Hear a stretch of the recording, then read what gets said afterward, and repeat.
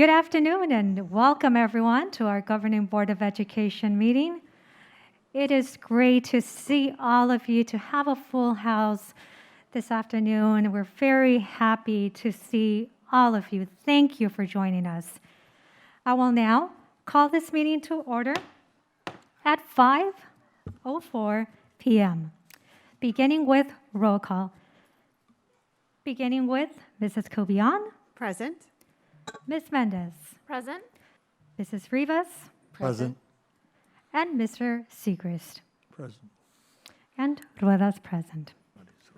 We will now move on to our flag salute, and we have a very special guest today. We want to welcome you, Samuel Yee from Wright School. Welcome. Hello, good evening, everyone. My name is Samuel Yee, and I'm from Wright School. I'd like to welcome you all to our American Legion Award ceremony, and big thanks to the principals at Frank Wright School, Dr. Munoz and Mr. Flores. I am thankful that they let me be here today. So, I'm an 8th grader, and one day I'd like to be a software developer. And now I'd like to ask you all to please stand for our flag salute. Place your right hand over your heart. Ready, begin. I pledge allegiance to the flag of the United States of America and to the republic for which it stands, one nation, under God, indivisible, for liberty and justice for all. You may be seated. Thank you. Thank you, Samuel Yee. Thank you so much for sharing a little bit about you and for, of course, leading us today in our flag salute. Moving on, we will continue now with our items of interest in today's agenda, beginning with our American Legion presentations. And we have very special guests this afternoon. And now I will pass it over to our superintendent, Dr. Garcia.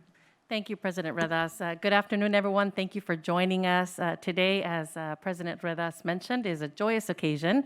This is really the first event that we're hosting here in the boardroom, where we get to do what we like to do best, and it's really celebrate and thank the people that make up this district.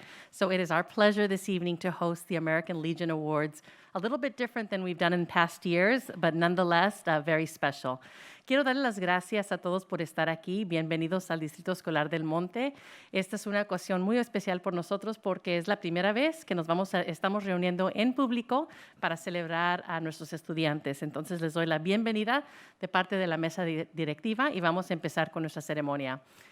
This evening, we have the pleasure of having Mr. Jay Morales here with us, and I'm going to ask him to come on up as I say a few words about him. In 1976, and I know many of you weren't born then, Mr. Morales was called to duty. He was asked to come to El Monte City School District to present on behalf of American Legion Post 8 a very distinctive and probably the most honorable award that we give out as a school district. And Mr. Morales, a young man, still very young now, but even younger then, said yes, and he's been with us ever since.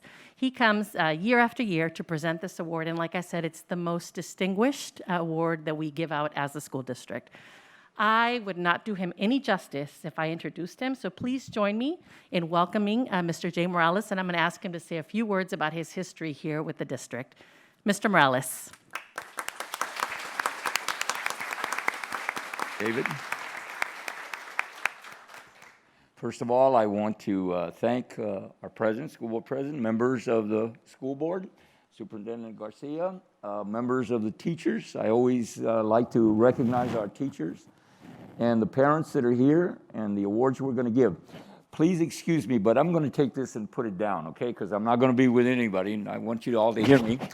The very first time back in the bicentennial year, when I was a young vice commander of Post 8, I was told by World War I veteran members of our post that I would be required, mandatory, attending the American Legion School Awards in El Monte.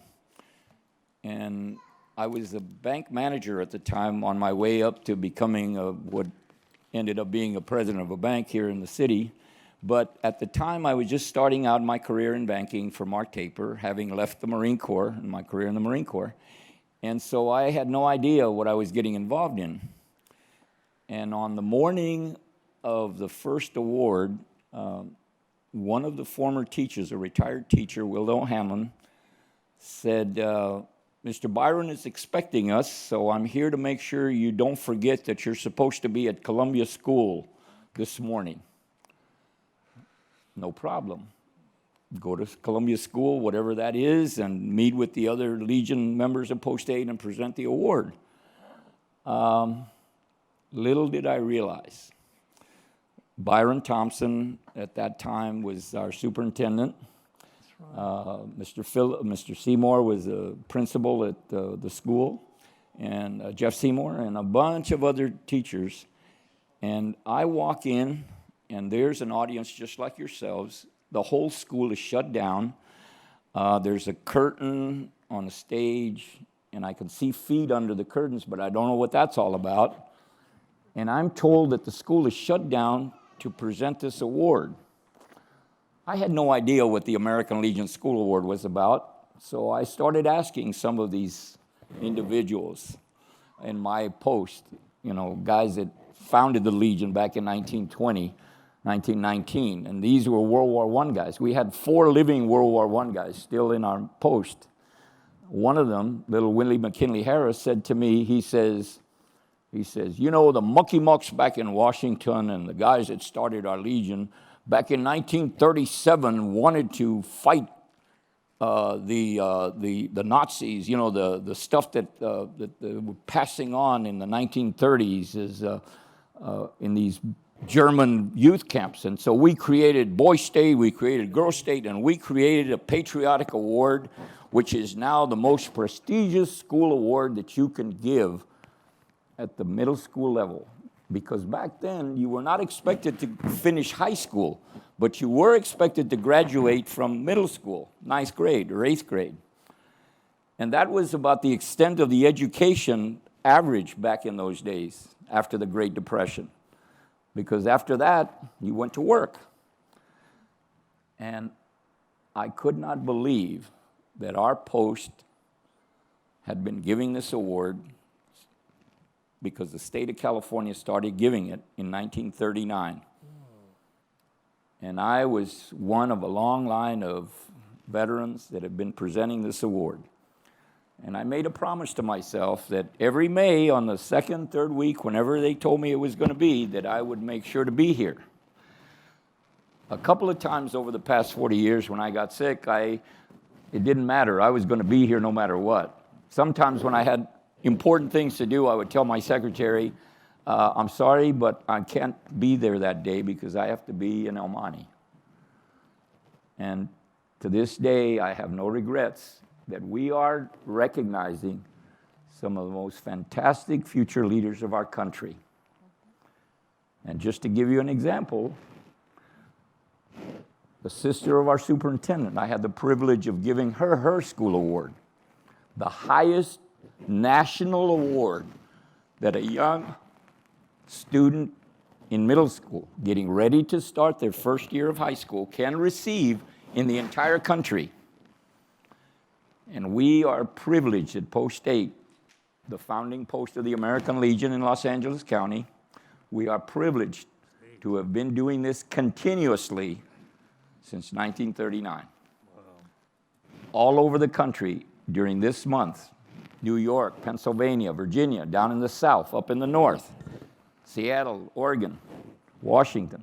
They're giving this award to the highest, not the most brainy, not the most talented, not the most scholastic, but the most overall student. Wow. Chosen by his peers and his teachers, because that's the criteria. And it reflects not just patriotism, but scholarship, courage, honor, community service. All of those 6 words written on that medallion that you see right now on the board. They have to meet that criteria. So every young man today and every young lady today exemplifies those ideals. The former mayor of El Monte, Andre Quintero, an attorney, a young man that I knew when he was coming through at his school. I think it was Wright or Potrero, I'm not sure, but I just remember so many. And he came to me because he was a runner-up. He didn't make it, but he wanted to know about Boys State, and we sponsored him, and he went to Boys State. And subsequent to that, got scholarships and distinguished himself. But there are countless other stories of young men and young ladies that this award was the beginning of a fantastic future. I had the privilege a few years ago of interviewing a young man who is the son of one of the school board members. He's up in Humboldt State now. And he's done this school district and the teachers and his high school proud, as every single one of you is. So my message to the young men and the young ladies that we're going to present awards to today is that this is the beginning. The best is yet to come, but this is the beginning. And to you parents, congratulations. Your children have done you proud. There is no higher award at this grade level in the entire United States. And this is why we're here today. And to the teachers of El Monte, once again, fantastic job. I want to thank each and every one of you for the great work you've done in spite of the pandemic. Because the last 2 years I've been doing videotapes, and we've been on Zoom. And some of the young students that were 7th graders a year ago got to see us giving the awards on Zoom like this. It's much better when you're in person at the school with your peers, and the whole school shuts down just for you.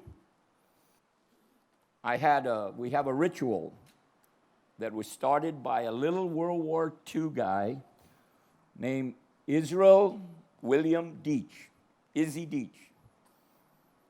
At the age of 15, when he was just barely out of the 9th grade, just not even in high school yet, he borrowed his older brother's birth certificate so he could join the Navy.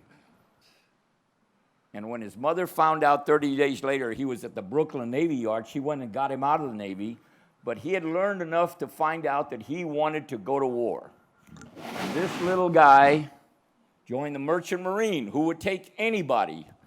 And they didn't care how old he was if he volunteered. He was 15. Twice he was torpedoed by German U-boats. The second time up in the North Sea, he was one of 11 survivors. And it was his ritual that I'm about to ask you students to do. But his message to all of the students every year, year in and year out for almost 30 years, because he passed away 2 years ago during the pandemic at the age of 94. But little Izzy used to say to me, I want him to stand up. So I'm going to ask all you recipients of school awards today, 8th graders, I want you to stand up and be recognized by the audiences here. Stand up.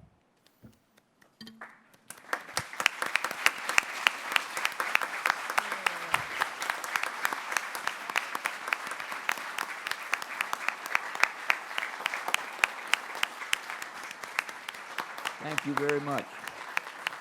Down.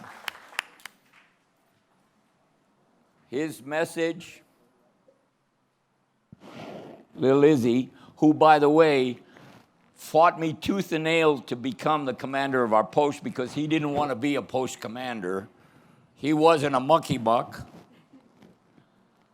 But a state commander from our post named Hugh Crooks and I persuaded him that he should be a post commander, and we elected him, and he served as our commander back in 2004, I think it was.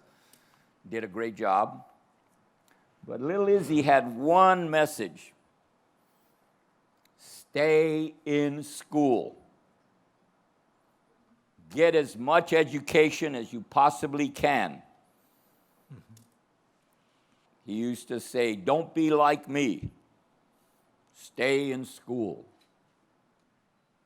When he was rescued in the Mediterranean after being sunk by a German U-boat the first time, the British captain of the ship, when he saw this little runt, because Izzy only stood 5'2". And by the way, he was also the bantamweight champion of the Merchant Marine because he was a boxer. When they rescued him and they found out that he was actually just turned 16, he said, what the heck are you doing here? Why didn't you stay in school? As soon as he got off that British ship that rescued him, he joined another Merchant Marine and was sailing again across the Atlantic. But he always regretted that he never got to finish school. And we were very fortunate to see him receive an honorary high school degree from this school district. And very proud of that because of his life experiences, talking to the boys and the girls about the importance of an education. So that's our message to you. Those of you that just stood up for a reason, because you excelled. This school district, by the way, this is my first time in this building. I watched this building go up because years ago there used to be a parking lot and other stuff here. And when they started building this thing, I didn't know what it was. And then a couple of years ago, the first time we made a Zoom, your director of communications brought me here and they did some filming and I got a tour. Dr. Garcia told me about this and what a fantastic place this is. When I came out of the Marine Corps, I went to work for the banking corporation, First Western Bank, UCB, and their branch was in El Monte, and I spent 6 months here as a management trainee at the old Sears Shopping Center, and I got to know El Monte back in 1975, 76. It was a lot different than it is today, and it's a beautiful city that I am proud to come every year and honor. Because I've retired to Nevada and I live in Henderson now in Seven Hills, Nevada, but this is special. The other thing that I want to say to El Monte and to the school district is what a fantastic direction you're moving in. I see David Segrist here. The first time we met years ago in the Legion, he said, well, you know, you guys have all the schools. We used to do them. We don't do them anymore. Well, it has something to do with the cost of the medallions. But that's okay, we can afford it. And the school has been very generous in supporting us with that. But what a fantastic group of citizens and students we've put out. So it is, again, my honor and my privilege to present these awards on behalf of the American Legion and the oldest post in Los Angeles County Post number 8, to the recipients of this award. And there you see their names. So let's start first with Columbia, and I am going to ask the commander of Post 8. Are you ready or not? What do we want to do? Of course, and I'm going to ask Alex Herrera, our present post commander, a retired Army Command Sergeant Major, to come and join me. Come on up here, Alex. Put your hat on now. Where's your Legion hat?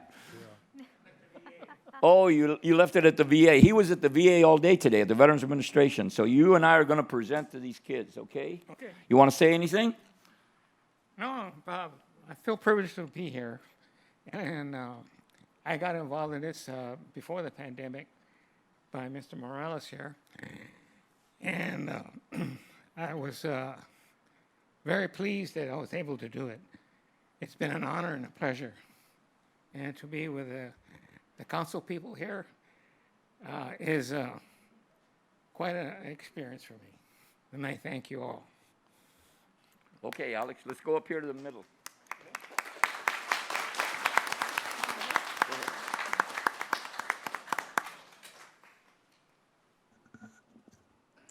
So if I can please ask the board to come on up in front of the dais. What we're going to do is we're going to call student names. If you hear your name, please come on up. It's an opportunity for us to celebrate you. We're going to take pictures. We're giving you a certificate. If you feel like you want to shake hands, feel free to do so. And we have some sanitizer over at the end of the podium there. All right, so the first two are medallion winners. So, yep. You want to give Thank you.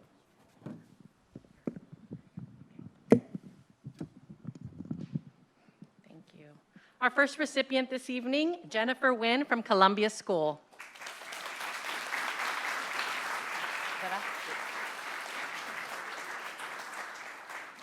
Mr. Herrera.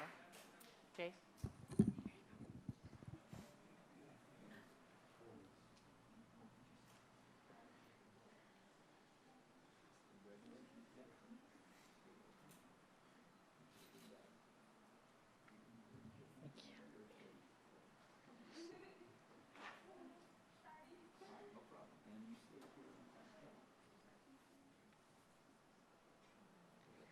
Also from Columbia School, Luis Ventura.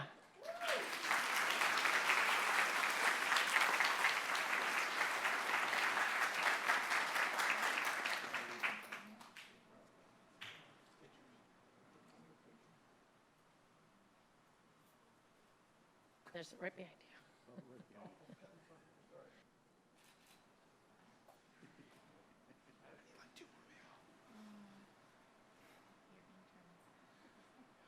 Honorable mention from Columbia School, Anthony Rodriguez.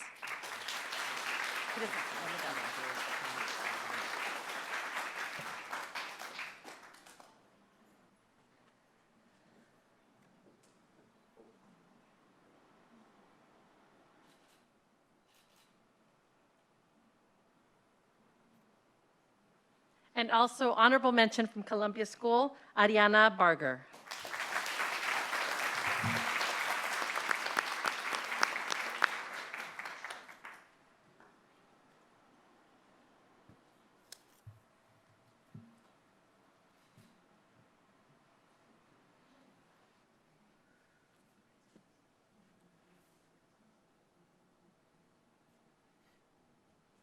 From Durfee School, Catherine Arias, American Legion winner.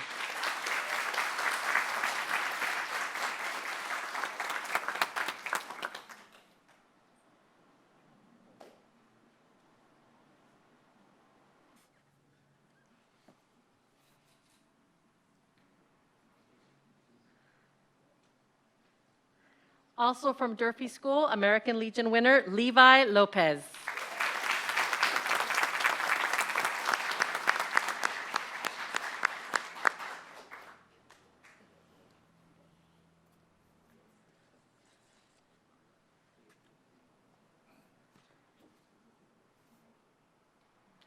Honorable mention from Durfee School, Richard Chen.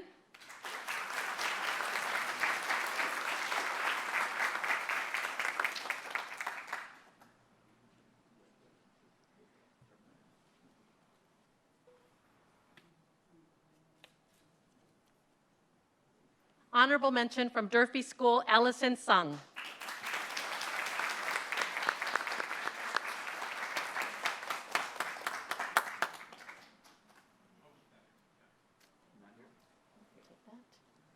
Thank you.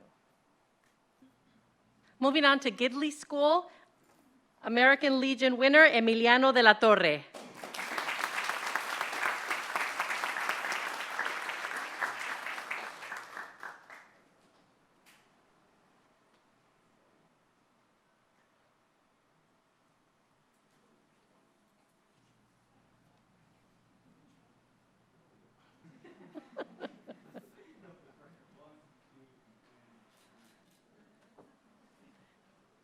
American Legion winner from Gidley School, Van Doe.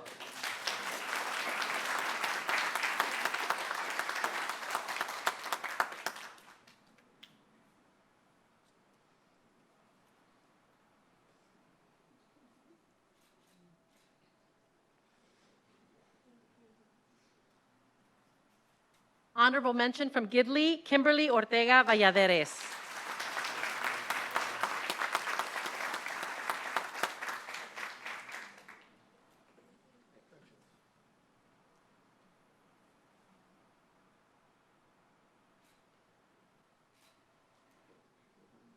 Honorable mention from Gidley School, Antonio Carranza.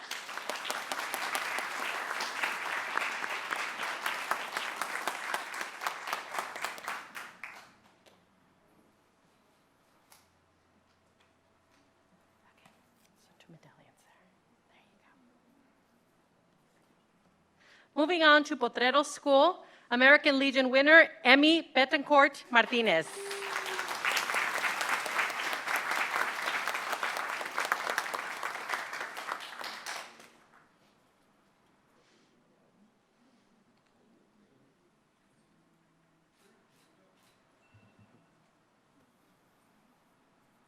American Legion winner from Potrero School, Ashley Yu.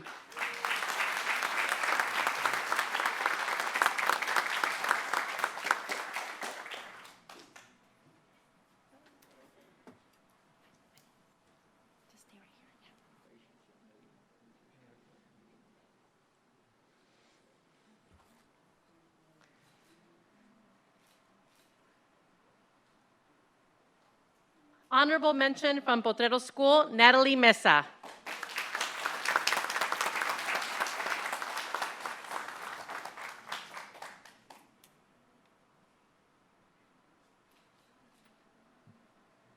Honorable mention from Potrero School, Carlos Valdivia.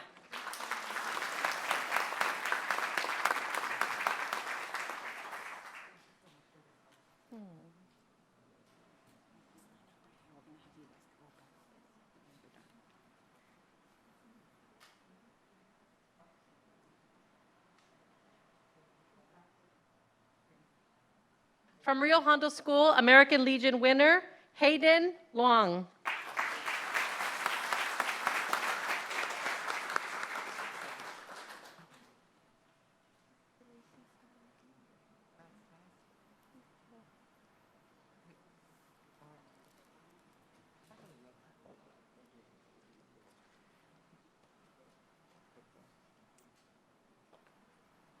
American Legion winner from from Rio Hondo School, Nicole Orozco.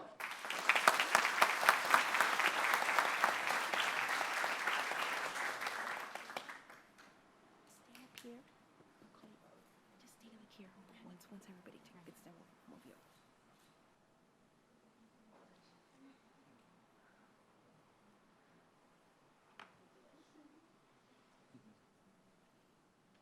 Honorable mention from Rio Hondo School, Reina Yi.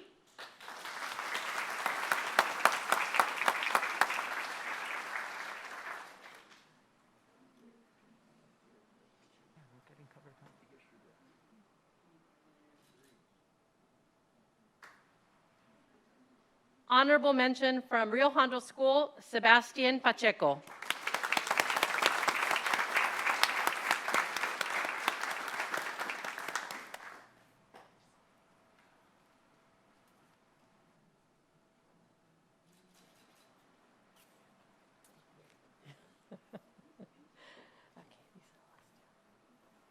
American Legion winner from Frank Wright School, Heidi Beatriz.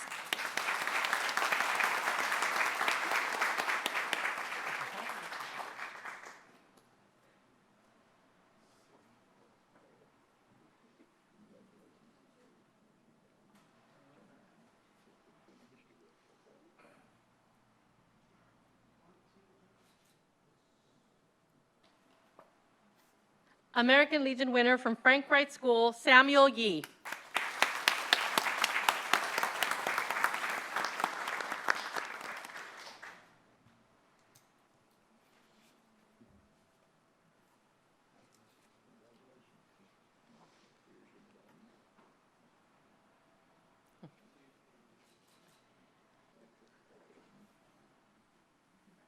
Honorable mention from Frank Wright School, Charlene Ho.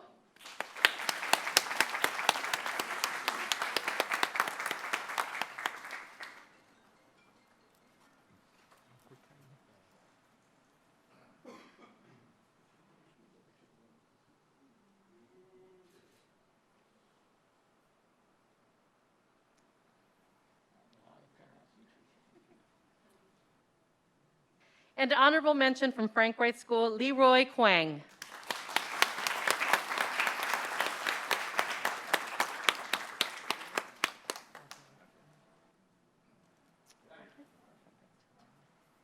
Thank you. I present to you our American Legion winners and honorable mentions.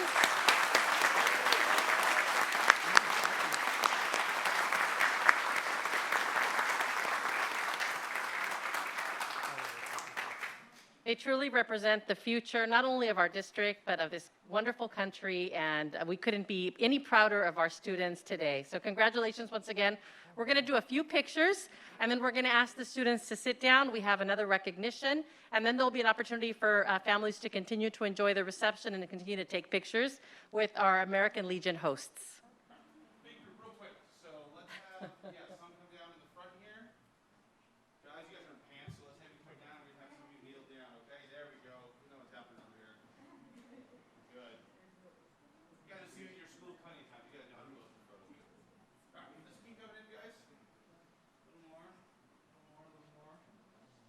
Squeeze them together. Watch your toes. Parents sneaking up behind here. And a couple more. Let's have you come down in here if that's possible. All right. Yeah. This is for the history books. Yes. Get your cell phone out.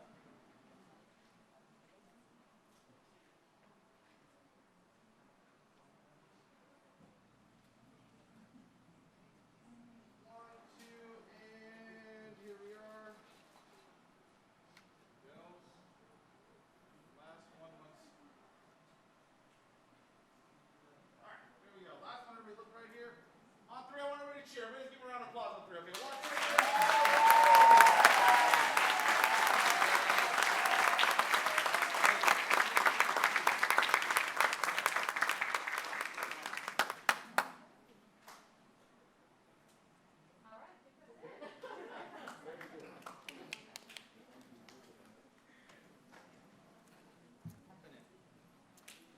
As the students are making their way back to their seats, can I please ask El Monte City School District staff to please stand?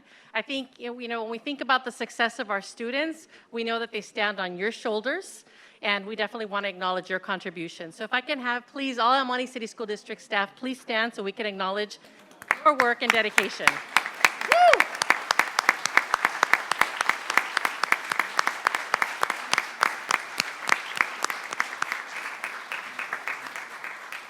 Thank you very much. Mr. Morales has one more announcement as we're making our way back to the dais. All yours, Mr. Morales. Thank you very much, Dr. Garcia. One of the Lady Legionnaires, in fact, she's the one that brought me here because I no longer am able to drive, but she is here as a representative, besides the American Legion, for the Battleship Iowa, Battleship West Pacific. And the end of this month, Memorial Day weekend, they're going to have a 4-day festivities in San Pedro for Los Angeles Fleet Week, where they're going to have ships coming in. And she's asked me to make the announcement. Janice Bowman, take a bow up there, the lady in red.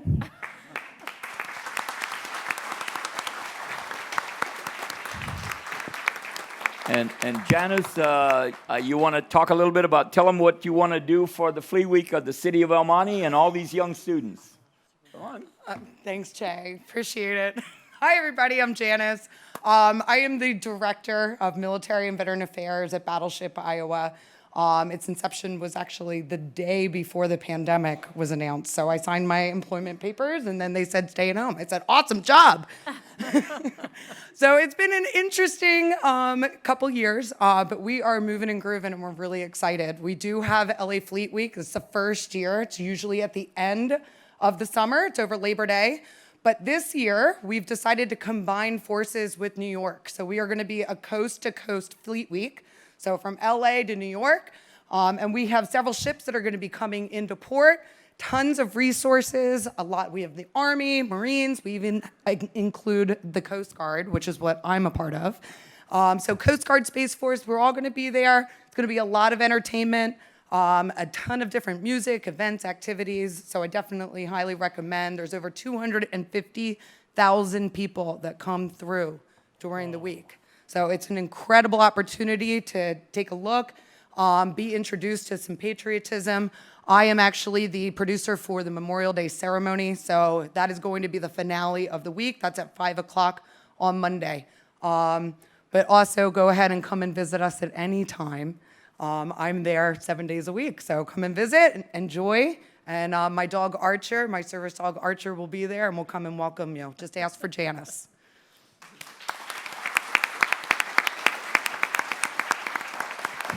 Once again, to the members of the board, this is a first. I hope in the future that we can do something similar, but I want to thank you on behalf of the Legion for this courtesy. It's a great honor for all of us. And Dr. Garcia, of course, and all these wonderful teachers, the parents, and the students. You are our future. Make us proud. Thank you very much.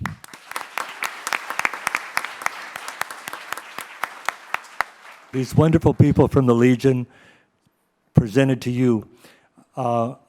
Mr. Morales mentioned Boys State. I'm the chairman for Boys State for El Monte. We send 10 boys from 11th grade to Boys State. My wife is the chairwoman for Girls State. They send one girl from each of the 5 high schools. Some of you here, believe it or not, will be chosen to go to Boys State or Girls State. Arroyo is sending 3 this year, Rosemead 3, 2 from El Monte for the first time, 2 from South Del Monte. So keep doing what you're doing. We look for good grades, community service, and when you go home today, you give your parents a great big hug because you are you because of them. Thank you.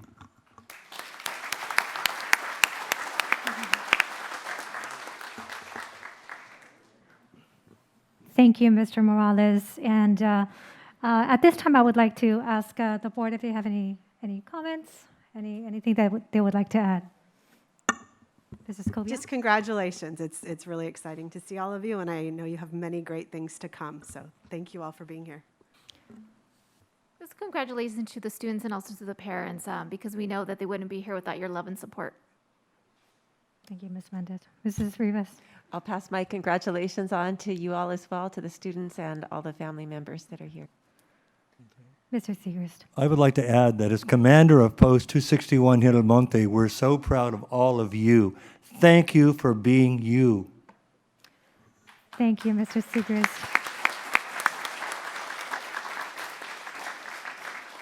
I would like to add, before we conclude, thank you to our young scholars. Thank you to the parents, because indeed, what Mr. Morales just shared, Mr. Segrist as well, we are definitely who we are because of our loved, dear loved parents. So thank you to the parents that are here. Your children look up to you. So thank you for being an amazing role model. And also I wanted to add that, and this I will never forget, when I graduated from my master's program, Dr. Deborah Lieberman from the University of Laverne said, in life, you'll have many peak moments. And indeed, for all of you young scholars, this is one of them. One of those peak moments that you will always remember to. And what Mr. Morales mentioned, you are the future leaders. Yes, indeed. You are the future leaders of this country that we look up to you. So thank you.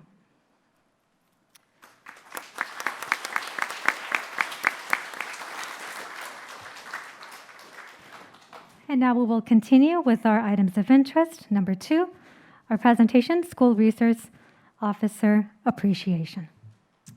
Thank you, President Redas. In the spirit of excellence, it is my honor to speak a little bit about this next presentation. We have a wonderful relationship with our local police department. And for many, many years, I don't quite know the start date, but we've had a school resource officer that has really supported our school community time and time again. And I can tell you that this program is exemplary. It's been a wonderful partnership through the years. But these last few years, despite all of the challenges that have come our way, we have had one of the most amazing school resource officers. And tonight is a little bit of bittersweet because we will have the opportunity to thank Officer Quintana for the work that he's done in the El Monte City School District and to wish him well as he goes back to his regular job with the department. We're welcoming a wonderful new SRO, but I do know that they will be big shoes to fill. And so at this time, it's truly my pleasure to thank Officer Quintana for his years of service here in the El Monte School District. He started in 2018 as a school resource officer. Obviously, he concludes this month. And I do want to acknowledge the leadership of the police department that's here in support of this position and this collaboration, beginning with Acting Chief, Mr. Ben Laurie.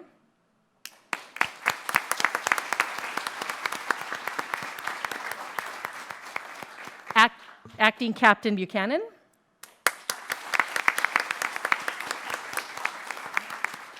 Sergeant Roger Cobian, who oversees the Community Relations Department.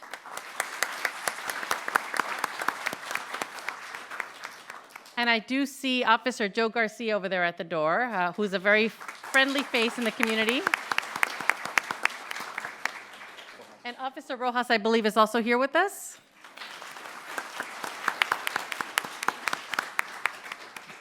Thank you. And at this time, I'd like to call up our very own Officer Quintana to say thank you for your many years of service, dedication to our students,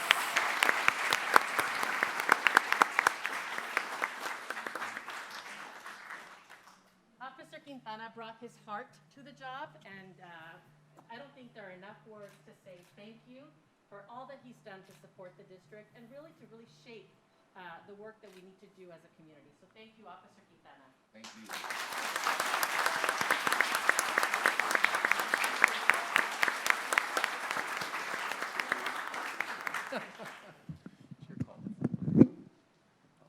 Front and center, how's that? Thank you very much. I wasn't ready to talk, but thank you. First of all, I want to thank my department, my chief, my lieutenant, and my sergeant for trusting me to represent you. I want to thank the board and the district, principals, administrators for allowing me to work with you and for you. But most importantly, I know they're not all here, but you as representatives of parents, I want to thank you for trusting me with your children. I have to tell you that I've shared this with a couple of administrators that your kids have actually made me a better person, both personally and professionally, having worked with them and for them. So thank you very much for that. And I go back to patrol, hopefully a little bit better as a person and as an officer, and hopefully to do my job as the best I can until I retire into the sunset. But thank you again very much to all of you, very much. Thank you, and it's an honor. I'm humbled to be here, and thank you very much.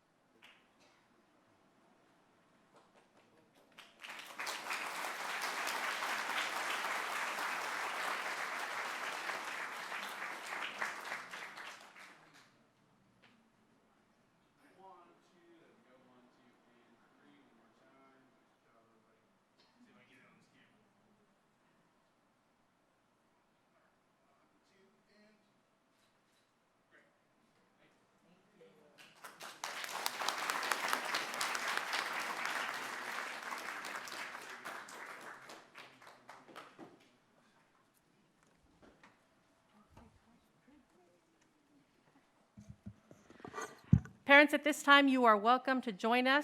We normally hold our regular board meeting. If you'd like to continue taking pictures in the professional development room, Mr. Quintana, excuse me, we're going to assign him to as photographer too. Mr. Dasmati will be continuing to take family pictures as well as school pictures. So feel free to join him.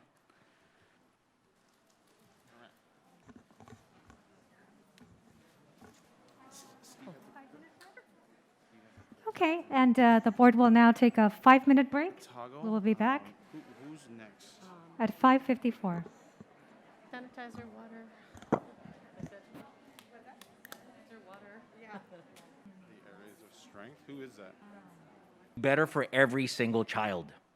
It was a year of ingenuity, adaptation, and healing. So here we have some real, tangible successes. This is the BASC 3 BEST that I referred to earlier, our SEL screener. And if you recall, this is administered 3 times a year. We've had 2 administrations, one in the fall, one in the winter, and we have the spring administration coming up very soon, as of May 23rd. So what we see here are 2 columns with fall and winter numbers. Normal risk is where we'd love everyone to be. We then have an elevated risk, or a mid-risk, if you will, and then a high risk, or extremely elevated risk. And what you're seeing is a change from the fall to the winter, 1 percentage point. But you can see that based on numbers, it's significant. And so after these 2 screeners, we were able to deliver services to students, and we're happy to report that of those students that were in group counseling, 53% of them moved out of the extremely elevated level.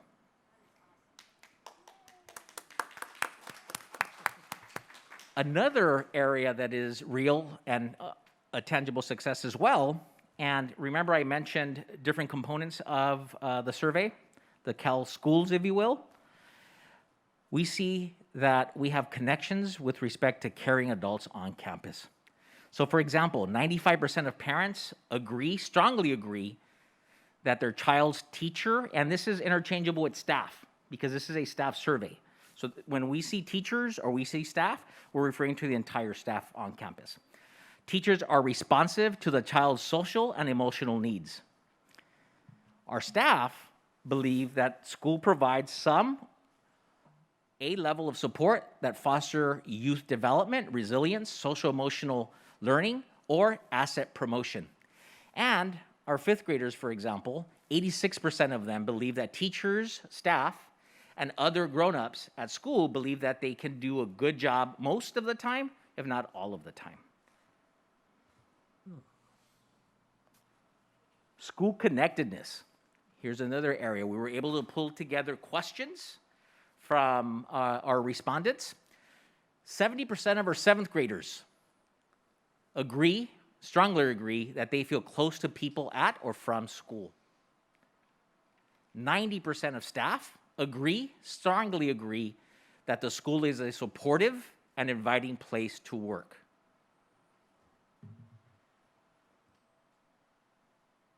So, shared some successes with you. Now we need to look at areas of growth.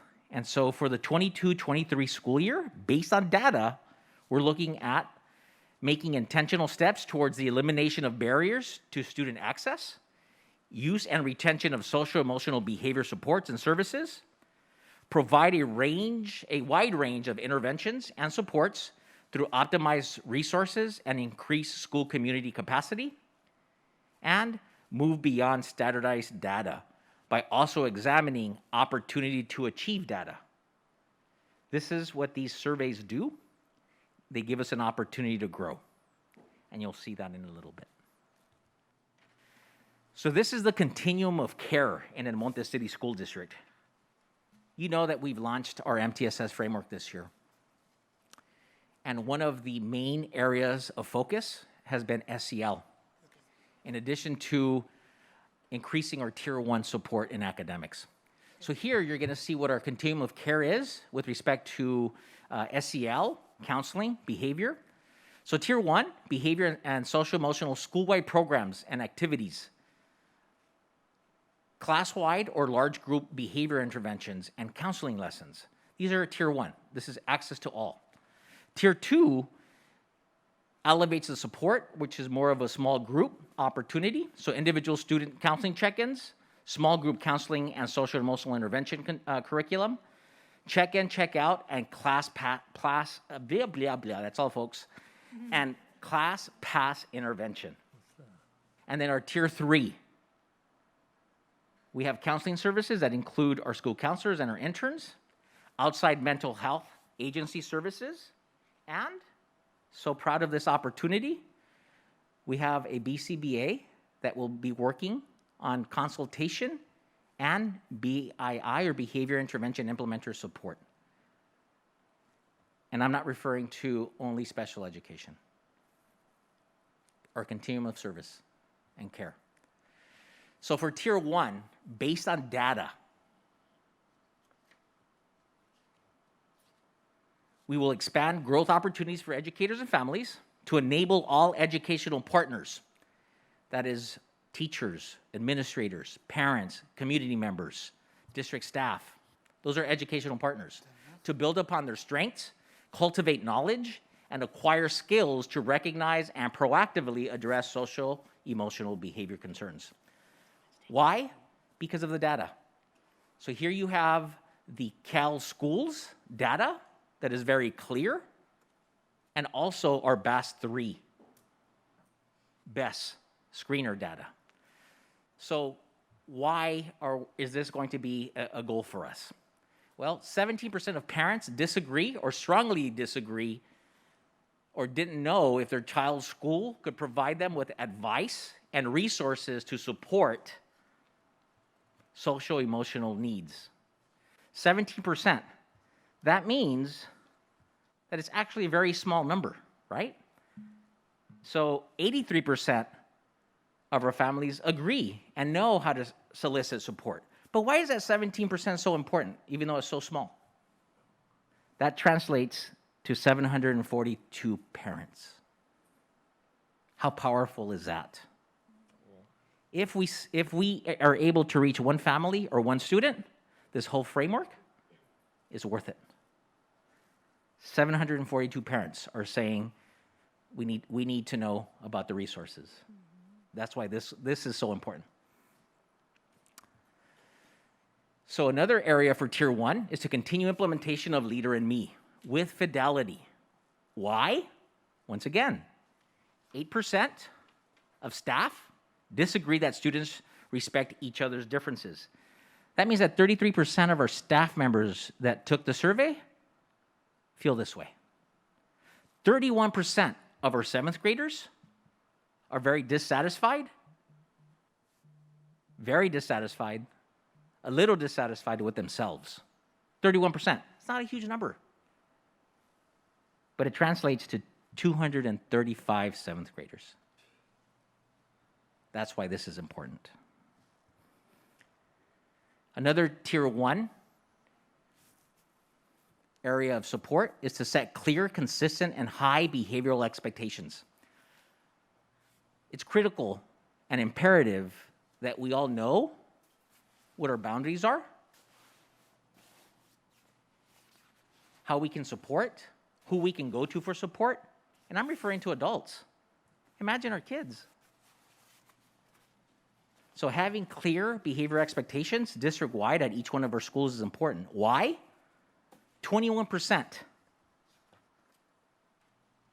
of our 5th graders never, some of the time, know what the school rules are. What does that translate to? 21%. I mean, 79 know exactly what to do. That's a great number. Well, that's 500 5th graders. I'm sorry, 100 5th graders. That's a large number.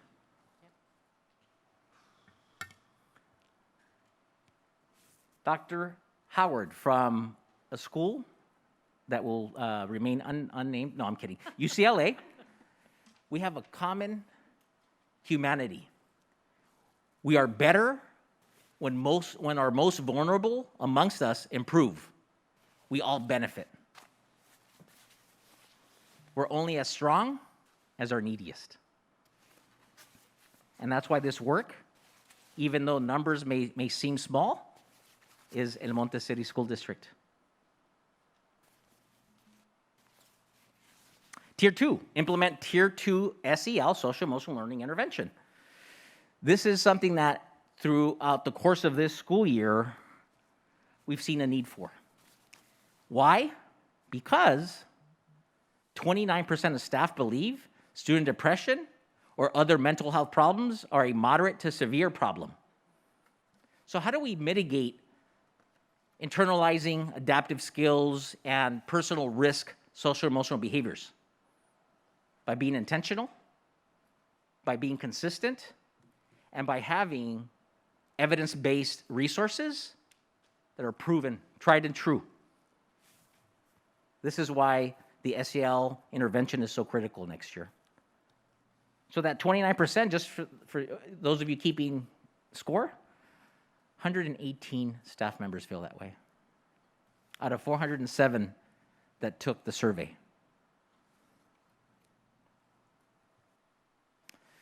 Another tier 2 is to pilot, check in, check out, and class pass intervention to support students with externalizing. So we talked about internalizing behaviors. Now we're talking about externalizing behaviors. These are supports that are actually quick checks that can be mitigated with consistency and ongoing support because kids feel supported. So 39% of 7th grade students agree or strongly agree that it is hard for them to stay focused when doing schoolwork. Who's keeping score? 295 students. Obviously, I'm not going through each single one, but you see how powerful the data is. Our next slide now takes us into tier 3. This is our most acute tier. Prior to referring students for special education assessments. So to provide intensive, targeted, long-term counseling or therapy. So based on the BAS-3 BEST, 3 out of 25 students from our teacher forum, this is the staff, or the teachers, actually in this case it is teachers, that took the screener, have indicated that students need support. 4 out of 25 for adaptive skills and social emotional behavior. Teacher form. On the student side, on the right-hand side, 9 out of 25. Students feel that 9 out of 25 students need support. And 5 out of 25 with internalizing and personal adjustment for social emotional behavior. So we partner. Did it go to sleep? I think it went to sleep.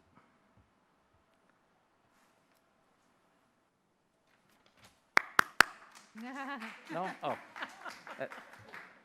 There we go. Okay. I think we got an email from Edison to reduce our energy use from 4 to 9. So I think we're in that window, Mr. Lopez Mena. I think my timer just Yeah. went off. Yes. So how do we support students in tier 3? These are our most acute students. So we do that by referrals to outside agencies, by providing our best in-house to be able to provide support. But in short, it's really layering the supports, right? And that's what we find to be successful with our students in greatest need. Lastly here, we have tier 3 as well, which is consult and collaborate with our BCBA, Board Certified Behavior Analyst. So to analyze behavior from functional perspective and assist in the creation and modeling of behavior plans. Not behavior intervention plans as in special education, but behavior plans that any student, including those with an IEP, can benefit from. It's being proactive and intervening early so that we, once again, we mitigate those referrals for behavior. And we know that in community like ours, students tend to be over-referred. This work, this great work, will help us mitigate that. So 3 out of 25 students are at an elevated level or extremely elevated risk level for having, developing, and externalizing social emotional behavior based on our teachers. And students are saying that 5 out of 25. That's 5 too many. So I know we talked about the Healthy Kids Survey, and that's what we hear time and time again. But as you can see, it's not just about what the kids say. Staff is so critical in this aspect, and our parents are huge. And in addition to that, El Monte City School District has layered it with another screener where we can then identify and go deeper with students and with staff so we can identify those internalizing behaviors, because those are so hard to see, so hard to detect. Why? Because every student matters. Questions? Questions from the board? Mr. Sigrist. I have a question. You said that you can do referral to outside agencies. How do you handle a family where they say they don't want that? Do you work with them and try to convince them? Yes, so what we do is we then layer the supports. We offer services at school. Okay. We can provide minimum or limited number of sessions before we have to get parent permission, but we allow the student need to guide us there. Okay. So it's revisiting, right? If a student has a need again in a week from now, we have that conversation again with the parent. So we work hand in hand with the families, not to try to convince them or talk them into it, but to let them know that we're here, and so are our partner agencies. Thank you. You're welcome. Any other comments? Ms. Mendez. Okay, perfect. Thank you so much for your presentation. I know one of the things that when I ran for office was really advocating for the importance of having an additional survey, right? The same way we assess our students with iReady and with the SBAC, it was so important for us as a district to start having a way to assess our students' social emotional needs so then we can match the appropriate intervention. So thank you so much for you and your team and the work that you've done with really implementing this. Thank you for the teachers, because I do know it's something else that they have to do. And I know that takes time. I've seen the survey, and, with every student, they have to, no matter what, they have to really take a few minutes for every student that they have to do this survey. So thank you for the teachers for finding the importance of doing this, and so that we can have this important information. I just have one question. If you can kind of describe what we're looking at in terms of describe, right, the check-in and check-out process and that ClassPass intervention. If you can give a little brief synopsis of how that would look like. Sure. So these are strategies that require staff participation. So I'll go briefly into SICO, which is check in, check out. So we may have a student that is identified as needing frequent support, but not at the level that they're elevated for therapy, whether it's school-based or agency-based. So ideally, we would want to partner that student with an adult on campus that can routinely check in with the student based on the plan, whether it be daily, whether it be once a week, whatever that plan is, for that student to check in first thing in the morning, get that student set up for the day, and then at the end of the day, check to see where they are. And so both of these processes are very similar in nature, just two different systems that have proven to be effective in mitigating those low-risk situations. Because once again, going back to the Healthy Kids Survey or the parent survey, that connectedness, because we know that research shows that if students feel connected, they perform well academically, they perform well socially, and emotionally. Thank you. I wanted to ask if you could just speak a little bit to, I know there's a lot of need for counseling services and things like that, and it's very impacted, and the kinds of things that we're doing to help kind of adapt to that situation until we can get all the resources that students need. Sure. It's just like this document, just like our MTS framework, it's a work in progress. It is malleable and adaptive. And so what we are doing is being very responsive to all of these data points. That's why having that screener 3 times a year versus the Healthy Kids Survey, which these are all the reports, is once a year. And so we're able to pivot, and based on what the need is at the moment, redirect our resources, whether it's 5 counselors or 20 counselors, right? We can redirect those services based on the need. And so it's a process of it being data-driven, but having the staff are classified, are certificated, they're on board to mitigate this need. We heard prior to the pandemic how great this was going to be, and I don't think anyone really knew how great it is. And I'm just so proud of the work that our staff, our parents attending workshops on social emotional learning, but most importantly, how our students are responding to these services.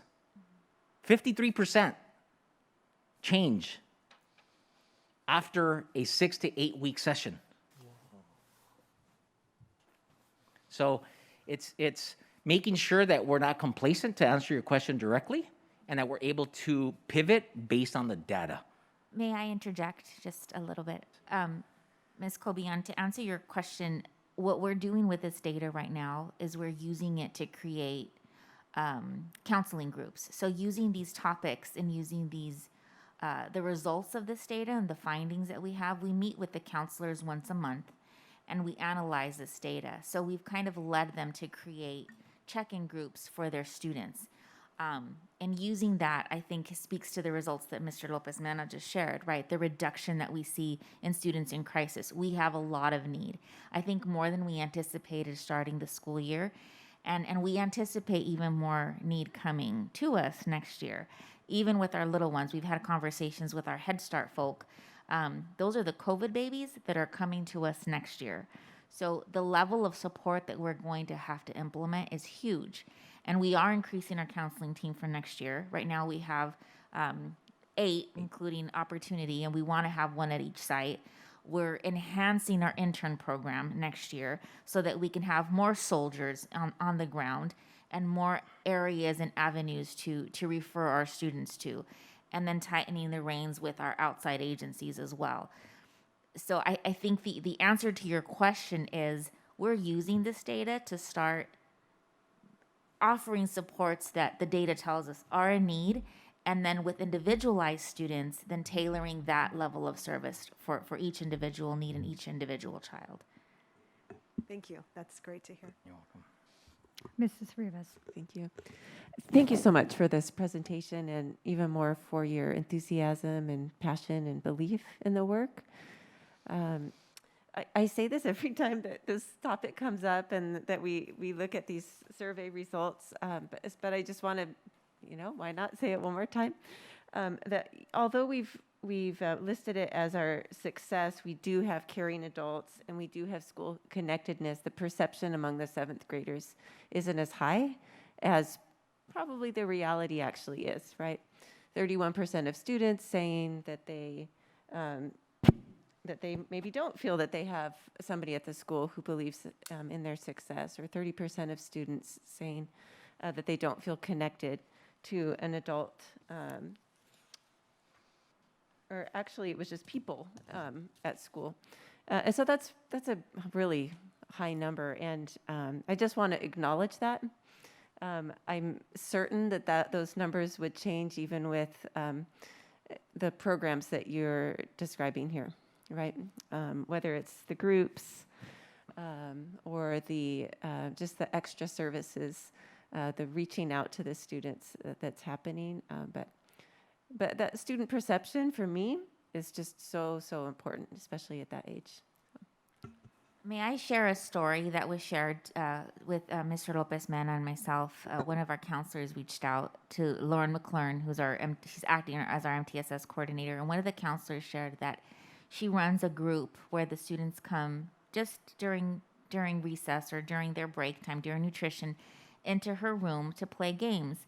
And at one point she asked, "Do you guys know each other?" Because she noticed that all of the kids started forming a social group. And the kids looked at each other and said, "No, we didn't know each other until now, and now we're all friends." So when she sent that to us, I think we both responded with like the crying emoji, because it meant so much to us that middle school kids are coming together and they're finding a place where they belong and students that they find belong to each other.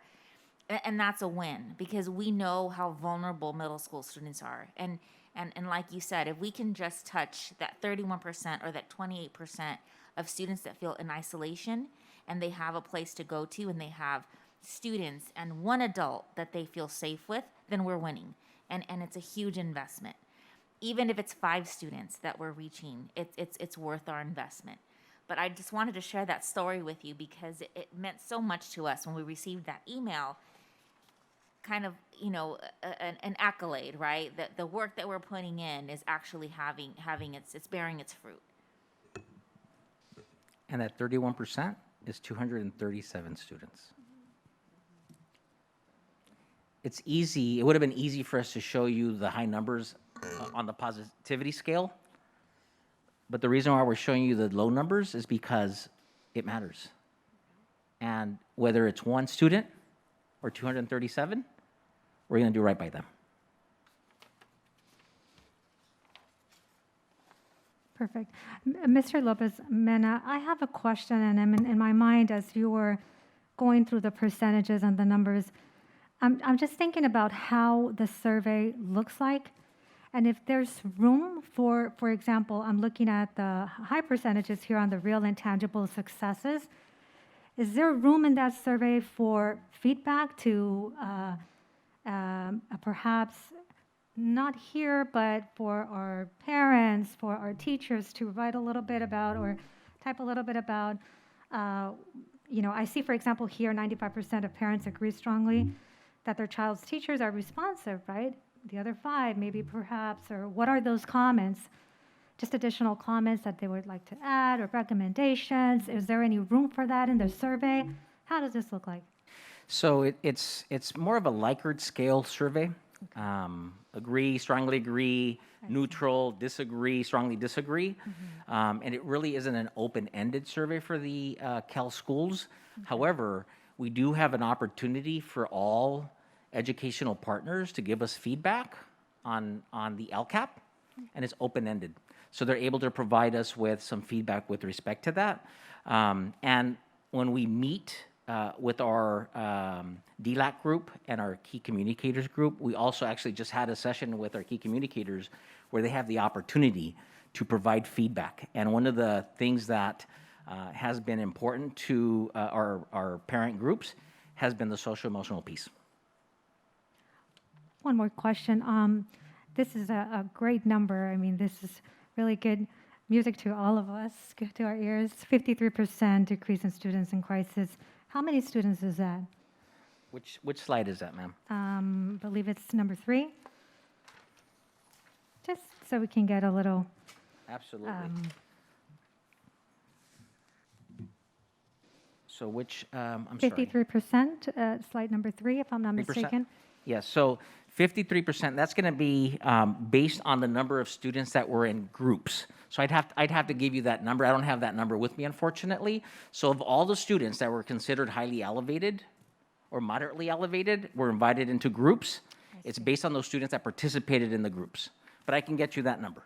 I see. No, thank you very much, and really Absolutely. acknowledge all of your work. Great presentation. Thank you for bringing this to us.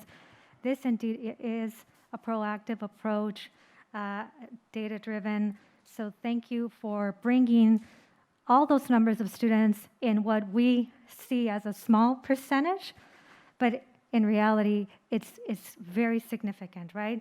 And I'm very glad that we see that dedication and commitment on you and on all of your teams. So thank you very much for this presentation.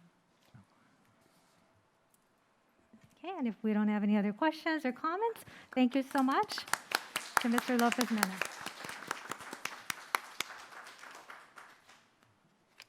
Okay, and now we will move on to our communications part of our agenda. So beginning with public comments, and I do have one yellow card right now. Do we have any other? Just one. Perfect. And so I have here Ms. Roberta de la Cruz with one public comment. Welcome. Thank you. Good evening, board members and administrators. My name is Roberta Dela Cruz, and I'm the CSEA president for this district. I wanted to let you know we had a minor hiccup in our negotiations, but glad to say everything is good.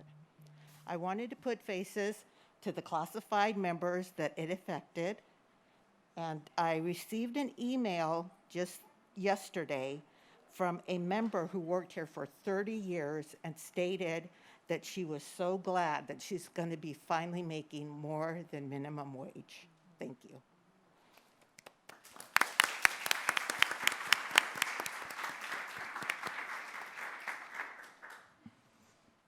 Thank you very much for your comments. And number 2, we will continue on with any written communication at this time. No written communication. No written communication has come forward. Thank you, Dr. Garcia. And now, board members, beginning with Mrs. Kobian.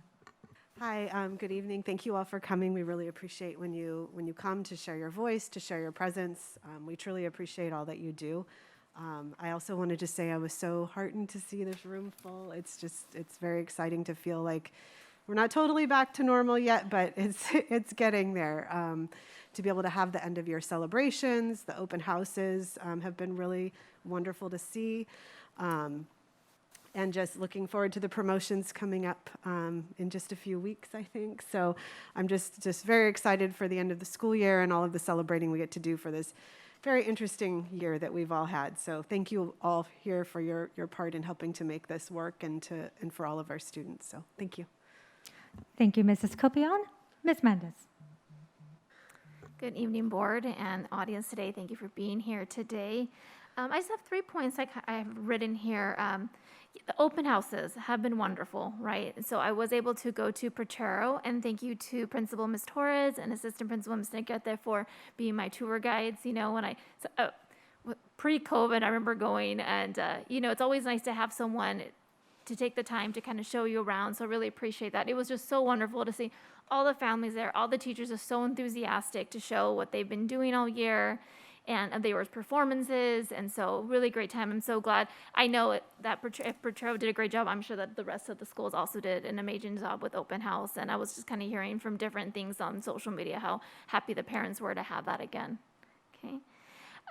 Promoting, I'm so happy to see that with the state of El Monte has our Thursday Farmers Market. Just what a great way for our community and our children to have a space to go to as a family, a safe way. So I always want to promote that our Farmers Market is back on Thursday evenings. And the last point I wanted to kind of share, I think it also just aligns with the presentation we just had with, just listening to the news today. I just want to give kind of a public condolence to the families of those victims that were affected by the shootings recently, right, these past few days in Buffalo and Orange County. It had me reflect as a board member that, we have these social emotional needs in our community and our children. And we had a great presentation, all the things that we're doing, right, with SEL and on the counseling.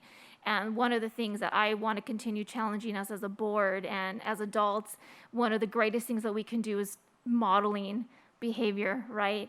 Being aware of how we're communicating with each other in person, online, our nonverbals, our nonverbal communication, right? Acknowledging one another when we're at the market, when we're at school sites. So that's just one thing I want to continue to challenge us to do. And I think that's one of the most powerful things that we can do for our children is the modeling of how we handle these situations and how we show compassion to one another. Thank you. Thank you, Ms. Mendez. Mrs. Rivas. I'd like to thank our CSEA people for being here today, being at this board meeting for more than an hour and a half, and sticking with it and being there for each other. And it's really wonderful to see our staff people here in the room, especially after so many months of a really empty boardroom. It's just really wonderful to have staff here, so thank you. And just so many congratulations to go around. What a wonderful idea to celebrate our students here all in one place and to have a place where the parents could come and to celebrate, or the families could come and celebrate their students in such a beautiful space. So really, really grateful for such a wonderful meeting so far. Thank you, Mrs. Rivas. Mr. Siegrist. Yes, open houses. I wasn't able to go to very many of them, but I did go to some, and I found the teachers were very willing to share what they need. One need that kept expressing was a need for whiteboards. Another was an ELD pull-out program. Special ed teachers would like to have the number reduced to 12. I went to almost all of the high school ones too, and I would say by comparison, our open houses are at the same level, maybe even better. Durfee opened with a mariachi presentation, which I thought was incredible. And I saw the beginning band presentation by Mrs. Brown, her group at Durfee School, and they played again over and over. They were so good. I heard no mistakes. It was beautifully done. I came back from the PTA convention. I was there for 4 days. And one of the concerns parents had was the hours in which their boards begin their meetings. They were saying 5 o'clock is too early. They would like to have it at 6 o'clock. They would like to have hybrid meetings where even if they're at home, they can see what's happening at their school board meeting. I did attend the opening, not too well known, but there were a lot of people there. Somehow they knew about it. The opening of the Los Angeles County Office of Resource Center, which is going to be doing a lot in the community at no cost. They want to link up with the Jeff Seymour Center and share resources back and forth. And I will present the card to Dr. Garcia when I get home. I'll send her a copy of it. At the ceremony, they had a beautiful group of mariachis called Las Caratinas. They were young ladies, marvelous musicians, and they said they would like to have a contract to do the same thing that we do with the mariachi program of Potrero. I think that our children would really be delighted to have a group of lady mariachis as a counterbalance. I'm proud to say that our high school district is co-sponsoring 9 boys to Boys State, 5 girls to Girls State, and the majority of the 11th graders in these programs are students who've been in our schools, our El Monte City School District. So a great job was done there by the teachers and the community. I attended the Cinco de Mayo celebrations in El Monte and South El Monte. They were outstanding. Another one. Okay, Memorial Day is coming up, and I'd like all of us to remember the families of some of the children or the families of some of the veterans who died in military service, protecting our country. Marisol Heredia from Mount View High School, she died in Iraq. The post office named after her. Jose Casanova from Durfee, he died in Iraq in 2003. He was a student that was at school with my daughter, a very wonderful man. And then the Mac Ortiz, remember him, there's a building on the corner of Valley and Tyler, the apartments. They're named after Mac Ortiz. His remains from the Korean War in the 1950s arrived last year, so he died in service to the country. Memorial Day celebrations, there'll be one in City of El Monte at the Tony Arceo Park on Monday at 9 o'clock. South El Monte will be 10. And for the first time, I've heard about the one at Rose Hills. They're going to have theirs at 10 o'clock to 11. Remember some veterans and keep them in mind, because in my generation, in my war that I was in, 58,000 of my comrades, women and men, did not come back. And if they did, those that did come back, many were really torn up. One of my best friends, we went to see his coffin, which we refused to open because he'd stepped on a Claymore mine. His mom was not allowed to see his remains. And finally, I'm so proud of the students in our district who won the awards from American Legion. We have so much to appreciate what our schools are doing for our children. And thank you, Dr. Garcia, for putting that all together. It was great. Thank you. Thank you, Mr. Segrist. And as for me, I want to just express congratulations, sincere congratulations to the El Monte City School District for their well-deserved 2022 California Pivotal Practice Awards. So congratulations to the entire school community for your leadership, for making this happen. It is because of you, our parents, everyone working in collaboration that make this and has made this possible even through this pandemic. So that just is a testament of your commitment and your dedication to our students. So thank you very much. Congratulations. And also, I did attend Durfee's open house, and what a warm welcome, as Mr. Segrist mentioned, mariachi, Durfee's band, everyone, staff, teachers, parents. I mean, I saw so many parents, and I think we were all overdue to go back to our schools and see all of the great things that our students, that our teachers are doing, the leadership inside the classroom with our students. So this was a wonderful opportunity, and I did see so much wonderful things happening. So I was grateful for this opportunity and that we are back now, and especially all of the resources that are provided during the open house events. So thank you, Durfee, and thank you to all of the schools for their open house events. I also attended the Education Now Harvard Graduate School of Education, Navigating Trauma for Teachers and Learners. So really my takeaway is this. It's very important to continue building meaningful relationships. It's very important also to value our teachers' health and your well-being. So with this, definitely we have to continue in our efforts of collaborating with key stakeholders and our organizations to bring awareness to, most importantly, to bring awareness of the triggers that are going on, right? Especially right now. So they do have these education courses, and I can share the link with you so that we can all attend. Sometimes these are 30 minutes to an hour type of webinars that we can all definitely attend from Harvard Graduate School of Education. Also, I had the opportunity to attend the Wellness Festival at the Jeff Seymour Family Center. What a great event. Wonderful to see our parents, all of the resources that are available there, additional nonprofit, community-based organizations also that were part of that event. So what did I see? I mean, dental, college and career, mental health, legal services, all kinds of services, even diapers that were available to our community. So it was great that we put this festival together. So I know that it definitely won't be the first or the last, to be continued. It was wonderful. And last but not least, I want to take this moment to express a congratulations to our very own Dr. Lily Chung. She was named the Educator of the Year from the El Monte, South El Monte Chamber of Commerce. So congratulations to Dr. Lily Chung. I know that she's an amazing role model, also leadership teacher in the classroom at Gidley School, if I'm not mistaken, Dr. Garcia? Yes. At Gidley School. So congratulations to her.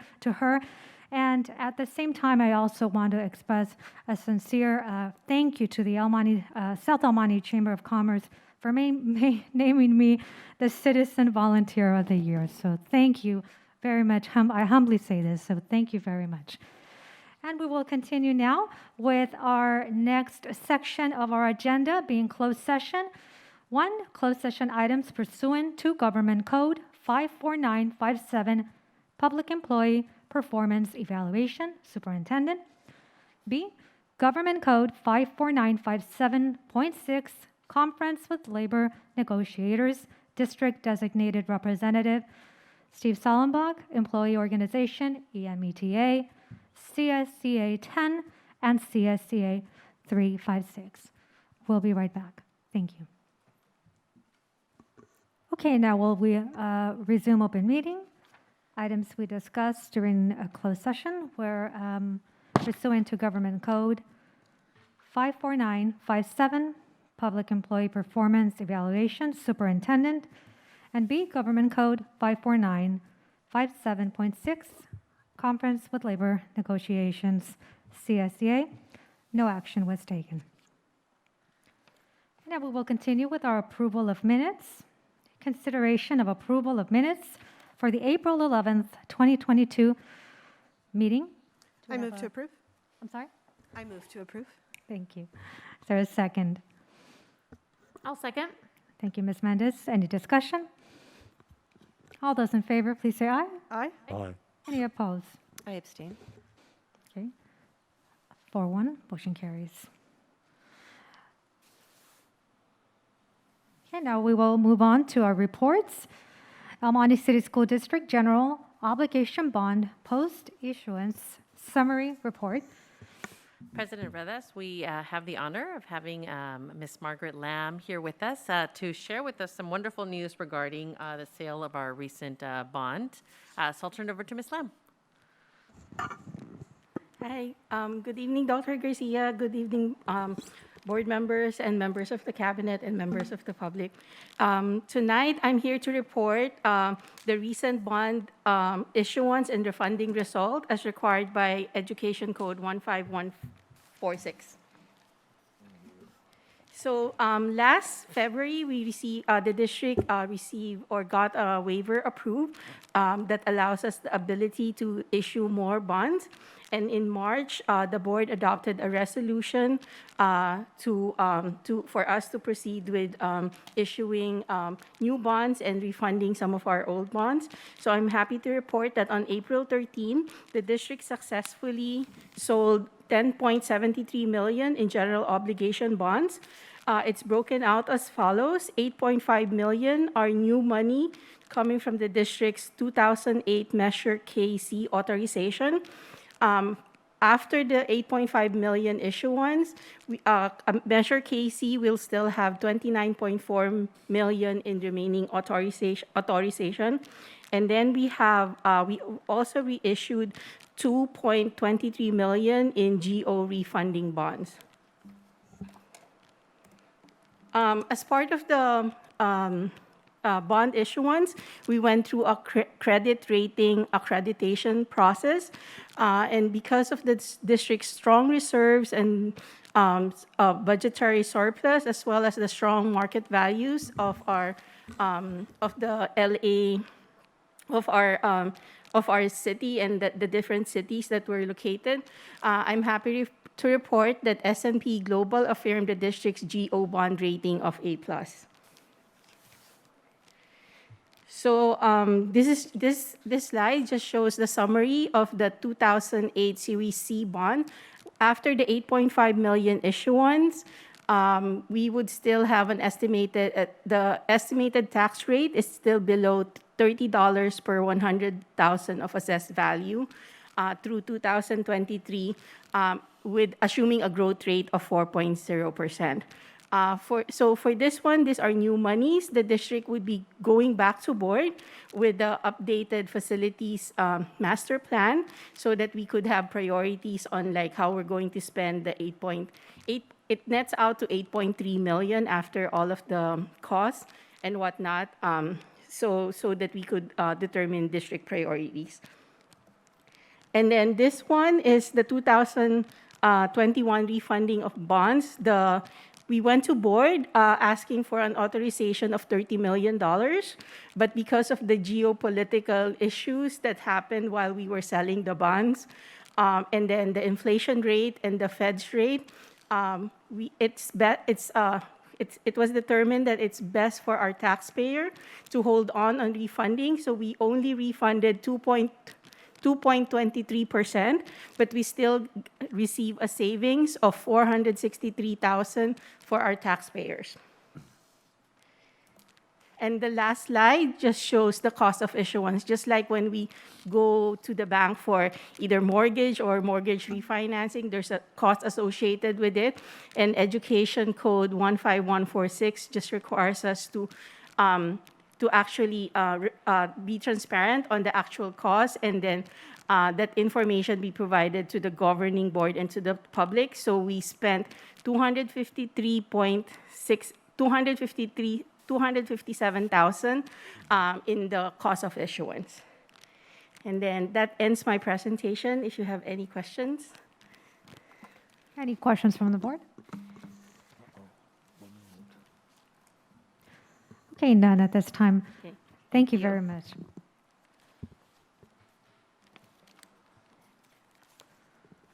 Okay, and now we will continue on with our action consent agenda. And do we have any board members that would like to pull any items at this time? None. Okay, so is there a motion? I'll make a motion to approve. Perfect. Thank you, Mr. Segrist. Is there a second? I'll second. Thank you, Mrs. Cobian. Any discussion? Okay, all those in favor, please say aye. Aye. Any opposed? Hearing none, motion carries. Okay, now we will move on to our actions, starting with item number one, consideration of approval of purchase orders. President Rivas and governing board members, this evening you have the purchase orders for the previous month. They're all pretty much routine items submitting to the board for your consideration. Thank you, Dr. Garcia. Is there a motion for item number 1? I'll move to approve item 1. Thank you, Mrs. Cobian. Is there a second? I'll second. Thank you, Ms. Mendez. Any discussion? All those in favor, please say aye. Aye. Any opposed? Hearing none, motion carries. Continuing with item number 2, consideration of approval to adopt Resolution 21-2230, approval to join CSRM JPA. Governing board members, this evening for your consideration is an opportunity for us to approve this item. As you know, we are in a joint power authority with MERGE. These districts are comprised of El Monte Union, Mountain View, El Monte City, and Rosemead. The G once upon a time belonging to Garvey, and they're no longer part of the MERGE. There's been a commitment to work together throughout the years in order to pool our resources to get the best possible quotes, resources for the district. And so there was an opportunity to go out for bids for our liability insurance. And so the MERGE team went out for bid. They created a process, and the process led us to this evening's approval, which is to move to California School Risks Management as our new insurance carrier for the upcoming school year. Thank you, Dr. Garcia. Do we have a motion for item number 2? I so move. Thank you, Mrs. Rivas. Is there a second? I'll second. Thank you, Mrs. Cobian. Any discussion? Hearing none, all those in favor, please say aye. Aye. Any opposed? Hearing none, motion carries. Item number 3, consideration of approval of science adoption materials. Thank you, President Ruedas and members of the governing board. Today, for your consideration, we have the approval of the Science Adoption Task Force's recommendation to adopt 2 new science curricula. The elementary task force teachers, composed of a teacher from each grade level from grades 1 through 5 and representatives from the dual language Spanish program, recommend TWIG Science. Teachers chose this curriculum for the following reasons. The curriculum includes leveled readers to support all learners, including English learners and students with disabilities in guided reading. Engaging phenomena and lessons support academic discourse. Common formative assessments are embedded throughout the units. Writing is integrated throughout the curriculum. Digital components were easy to use and included engaging videos for all students. Hands-on kits and videos were highly engaging for the students. Assessments included discrete items and performance tasks that mirror the CAST science test, the state assessment. Performance tasks are included in each module and promote students to critical thinking, collaboration, and problem solving. And the benchmark assessments in TWIGs were created by SCALE, which is the Stanford Center for Assessments, Learning, and Equity, who also helped create the CAST, the California Science State Assessment for Science. TWIG's benchmark assessments assess for performance expectations that are 3-dimensional. The test assess specific science and engineering practices, disciplinary core ideas, and cross-cutting concepts. The 6th and 8th grade teachers recommended Amplify for the following reasons. Phenomena and lessons support academic discourse. The lessons promote collaborative work. Key concepts, questions, and vocabulary cards are provided for a student wall. The program has sufficient resources to support EMCSD's diverse student populations. There are hands-on kits included to help students connect their learning to key concepts. Teachers reported much more student engagement with Amplify. The program provides a variety of online resources for teachers and students. The assessments were easy to administer. And the program prepares students for CAST by emphasizing key NGSS principles, using multidisciplinary approach to understand and explain phenomena, applying the science and engineering practices in a variety of different contexts, and teaching students to make claim based on evidence and reasoning, CER. 3 benchmark assessments similar to the format of CAST. Thank you, Mrs. Castro. Okay, do we have a motion for item number 3? Actually, I have some questions. I don't know if Sure, you want to do that sure. before the motion or after. Go ahead. Okay, sorry. I just some follow-up questions. I had an opportunity to look at the textbooks and the curriculum, and was really impressed by these two. So I'm glad that was the direction that they went. Particularly liked at the middle school level the kind of building it around a problem to be solved or an ultimate goal, and then needing those science tools to solve it. One of the things I always kind of want to just caution or make sure we're conscientious of is deferring to online stuff versus doing the hands-on. And I know there's a lot of kits and things like that. I think just making sure that we continue to make science hands-on interactive and that sort of thing. Another thing I was kind of wondering is, in terms of student input, was there feedback from the students, or do we gather that from their experience with the pilot program? So first, addressing the first part of your comment, as far as hands-on. So if you recall the presentation that Mr. Galindo did and Ms. Reagan, NGSS is a whole different way to teach science. So embracing that type of instruction is going to be a change for our teachers. And the lessons start with a phenomena. So it's very hands-on. It's a focus on engineering. It's a focus on really hands-on curriculum. We're excited because our task force and our TOSA team are actually connecting the science to our math lessons with the robotics component. So we have all of these levels, thinking of MTSS as a framework, right? And unifying all of those concepts to make it really hands-on and approachable and tangible for students. That's our instructional goal for not the adoption, but the instructional pathway that we want to take. As far as student input, absolutely. So all the teachers that do the pilot, they actually have a survey that they give to their kids, and they ask them, so which one did you like better? Or, so the students that participated in the pilot, their input is taken into consideration as well. And I'm sure, judging by what the teachers reported back, they want their students engaged. Right. So the students probably chose those programs just as much as the teachers and the parents that participated in the pilot did as well. That's great. And then I had kind of another question. I know I'm sure there's going to be lots of professional development around learning to use it. And I'm wondering, what kind of things that the district has as well to support teachers in actually using it. So, one of the things that I've just been aware of is science tends to get pushed to the side. And I know, rightfully we're focused on reading, we're focused on math, but it also just tends to, they don't get very far. I know we're doing the science testing this week, and students will say they're not sure they're prepared because there has been this gap. So I want to make sure that we're supporting teachers in that aspect, not just in the implementing the curriculum, but actually making it a part of their school week or day. So absolutely, whenever there are new standards that district adopts, there has to be a change in the way we approach instruction, like we did with math a few years ago, right? We moved from CST math to Common Core mathematics that was very hands-on, manipulative driven, which is why we brought CGI to the district, right? The whole critical thinking behind that. Our math curriculum is very old. And because of the pandemic, I think that we focused on essential skills in math and ELA. That's not an excuse, but it was the reality of what we were faced with, given the distance learning and the reality of where we were. We're starting in the summertime with professional development.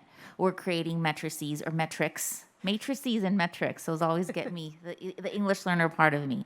Metrics, to see how we want to gauge the rollout of this program, and just science instruction as a whole.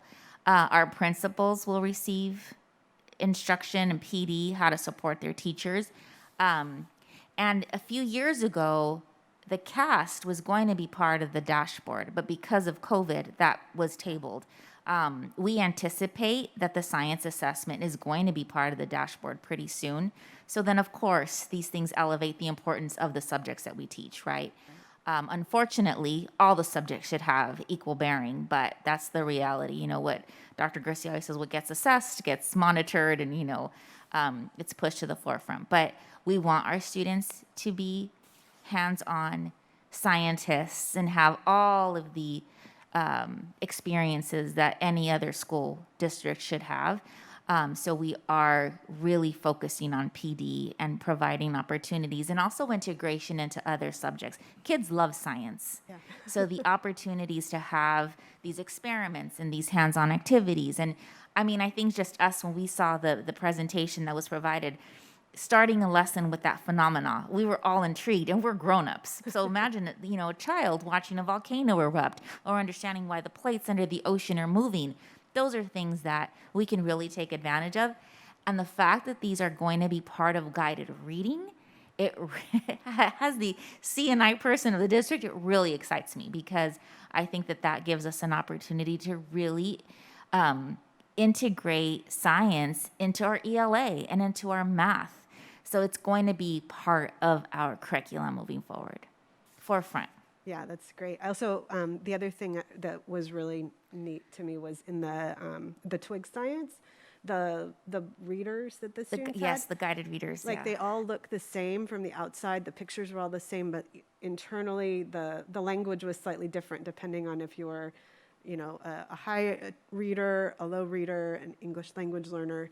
And so the students might, it's not so obvious that maybe somebody's at a different level, but they can all follow along. I thought that was really a great. So for our value. students with disabilities, our English learners, they're all learning the same concept at their level Yeah. of reading.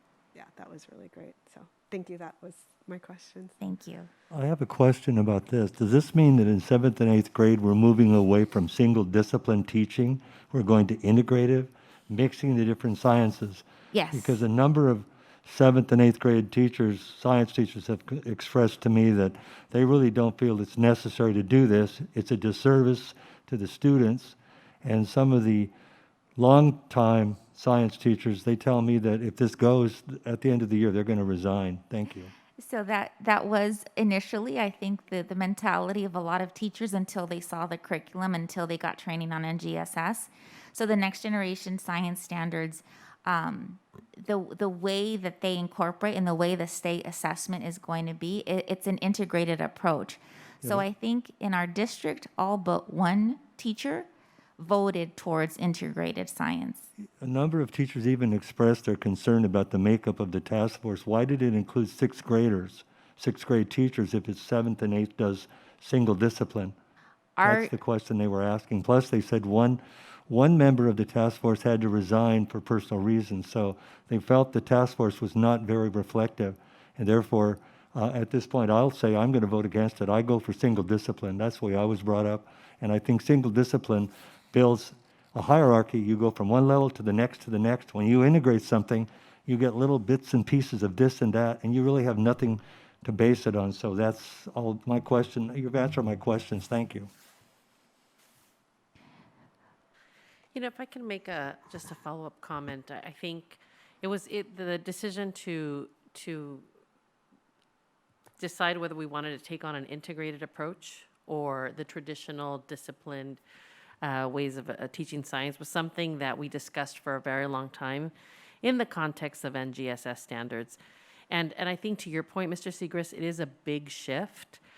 But I think, kind of listening to Mrs. Cobian's question about how science sometimes, there's just not enough time in the day to really bring forth, all of the curriculum the way we want to do it.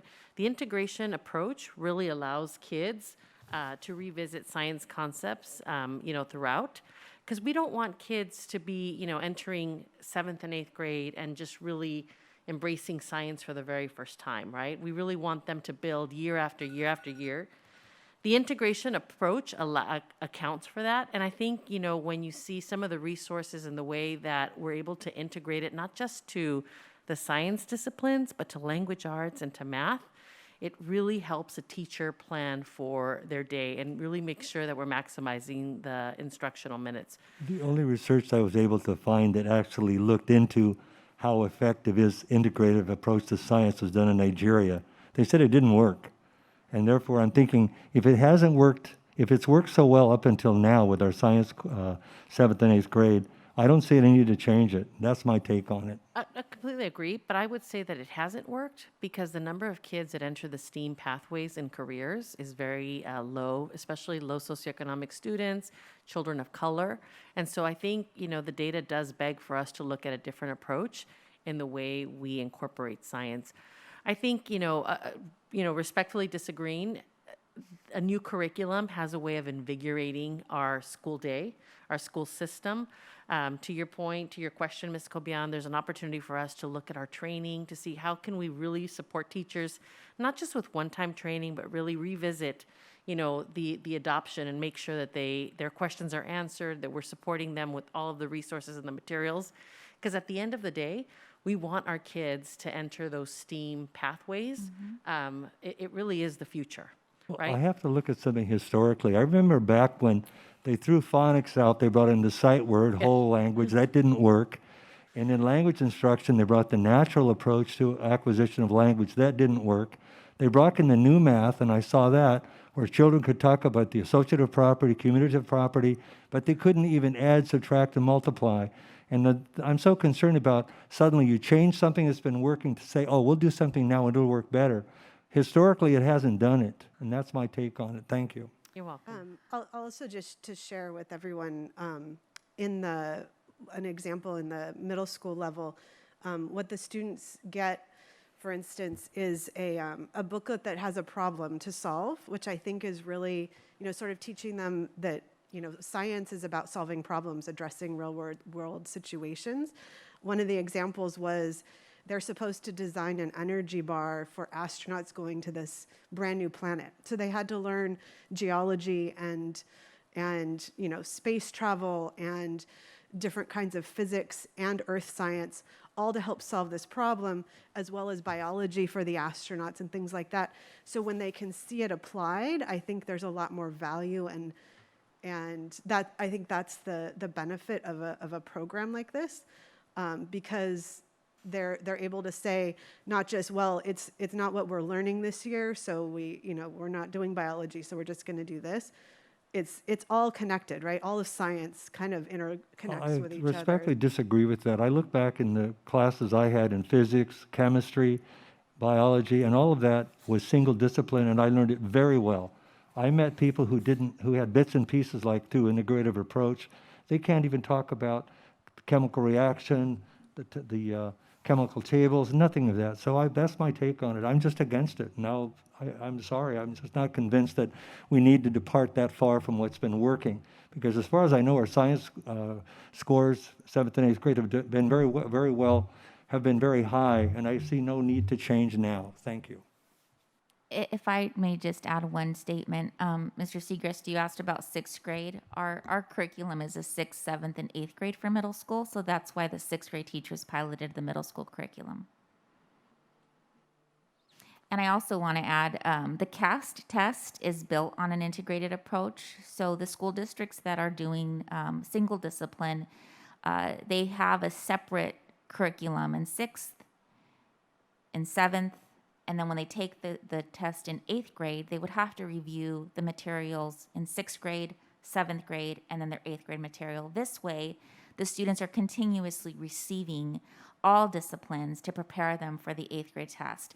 Likewise, in the elementary grades, they receive a collection of the different curricula before they take the 5th grade state assessment.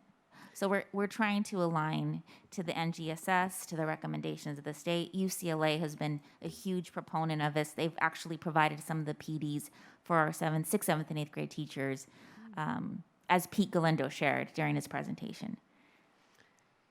Yeah, any additional comments? Yeah, thank you. When we did get the presentation on the different, some of the top programs that were left that were being considered, I believe it was the Amplify, really did stand out. This is the Phenomena one, right?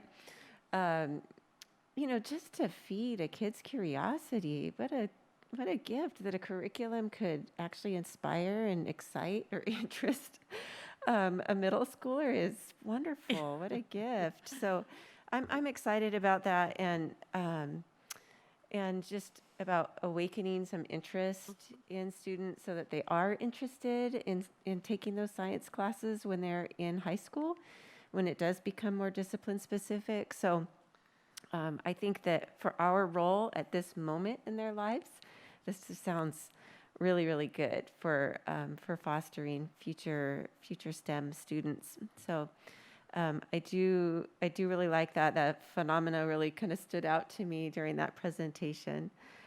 It does sound like probably we'll have to be communicating with our high school district so that there's really a lot of clarity over how our students are being educated in our K-8 district, so that our teachers appropriately, our high school teachers appropriately welcome our students when they do enter the science classes in that district. That's a really good point, because I think we've had some wonderful articulation discussions with the high school district. Science is definitely something that we continue to talk about. We haven't, COVID paused a few of those, but we want to make sure that as our students leave our district, they're placed in A through G courses when they get to the high school. And unfortunately, life science, which is how most freshmen start, is not an A through G course. It starts at biology. And so our goal is to really prepare kids to be biology ready for that freshman year. So hopefully high school district can make that staffing adjustment. And that's been a really important conversation through the years. At the end of the day, is college for all? No. But do we want to do our job in making sure that kids can walk into a college campus at any point? Absolutely. So our job is to prepare students, to hand them off to the high school, and they're ready to go. And part of it will be to make sure that they're biology ready freshman year, and our data supports that so that they can all meet that A through G requirement. Wonderful. Thank you to okay, go ahead, Ms. Mendez. I know. This is a hot topic. I have a comment and then a question, of course. So my comment, I was just hearing everything, kind of just reflecting on my own experience as a student, right? And I don't remember science much, K through 8th grade, because it was pushed to the side. It wasn't until high school. And I remember thinking that I wasn't good at science because I wasn't good at rote memory. It was just very much, biology memorization, anatomy and physiology memorization. And it was always those classes that I would, get a B on, and I knew I was typically an A student. I never thought of pursuing science because science to me meant rote memorization. And so that automatically made me think I could never be a doctor. I could never be a scientist because I wasn't good at rote memory. I was good at problem solving. I was good at critical thinking. I was good at writing, so then I went in that direction, right, of what could I do with my critical thinking skills and my language skills and my writing skills. So to hear that what you were telling me about, so great that we're going to that approach where it's integrated throughout their educational career. So it's not all of a sudden you get to high school and you're exposed to science for the first time as a class, and it's not just a rote memory skill. They're actually able to problem solve, and then we're able to inspire more students to think like, I can do science, I can be a scientist, I can be a doctor. So I do appreciate that with this integrated approach. With my question, so when it comes to adoptions, an adoption of curriculum, is there like a standard rubric that the state follows, that us as a district follows? And then specifically what I was looking for with parents, right? There's more of a movement in communities across the state of more parents wanting to be part of that decision-making of the curriculum being adopted, right? So what is kind of like the standard for parent feedback? And then also looking like how can we perhaps improve that, knowing that maybe that's something that we kind of want to build on, right? Is really getting more of that parent input so we can say, hey, well, this is the task force and this is how we got parent input directly to make sure that their voice was also heard with the adoption. So the state comes out with a framework and a rubric. LACO, because they're our county office of education, they create a rubric for us, and they usually host a fair, so a publisher's fair, and they invite the districts to come. We usually take a team of teachers, TOSAs, to that fair, administrators, and we look. And based on that rubric, our district creates a smaller rubric. So we kind of use the guidance from the state, the guidance from LACO, and then we create a rubric and we invite publishers to come.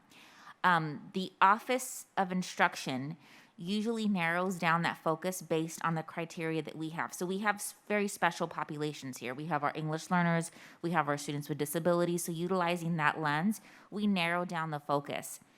We open up the task force. It's open to all teachers in the district to come and listen to the publishers, and then they narrow it down to the 2 that they want to adopt. So it's usually 2 in elementary school and 2 in the middle school grades, using that rubric that the state created, that LACO created, and that we refined. They gauge the adoptions first on the publisher's presentations based on that rubric, and then they use that rubric when they're rating the program after they've piloted for 6 weeks.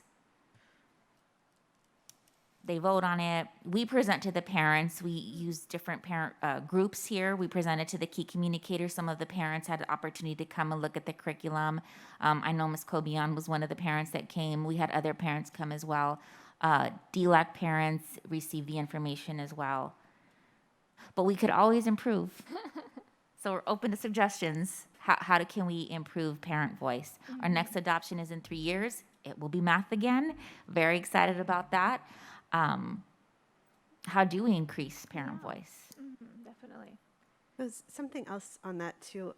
I was like thinking ahead. I know they usually pick 2.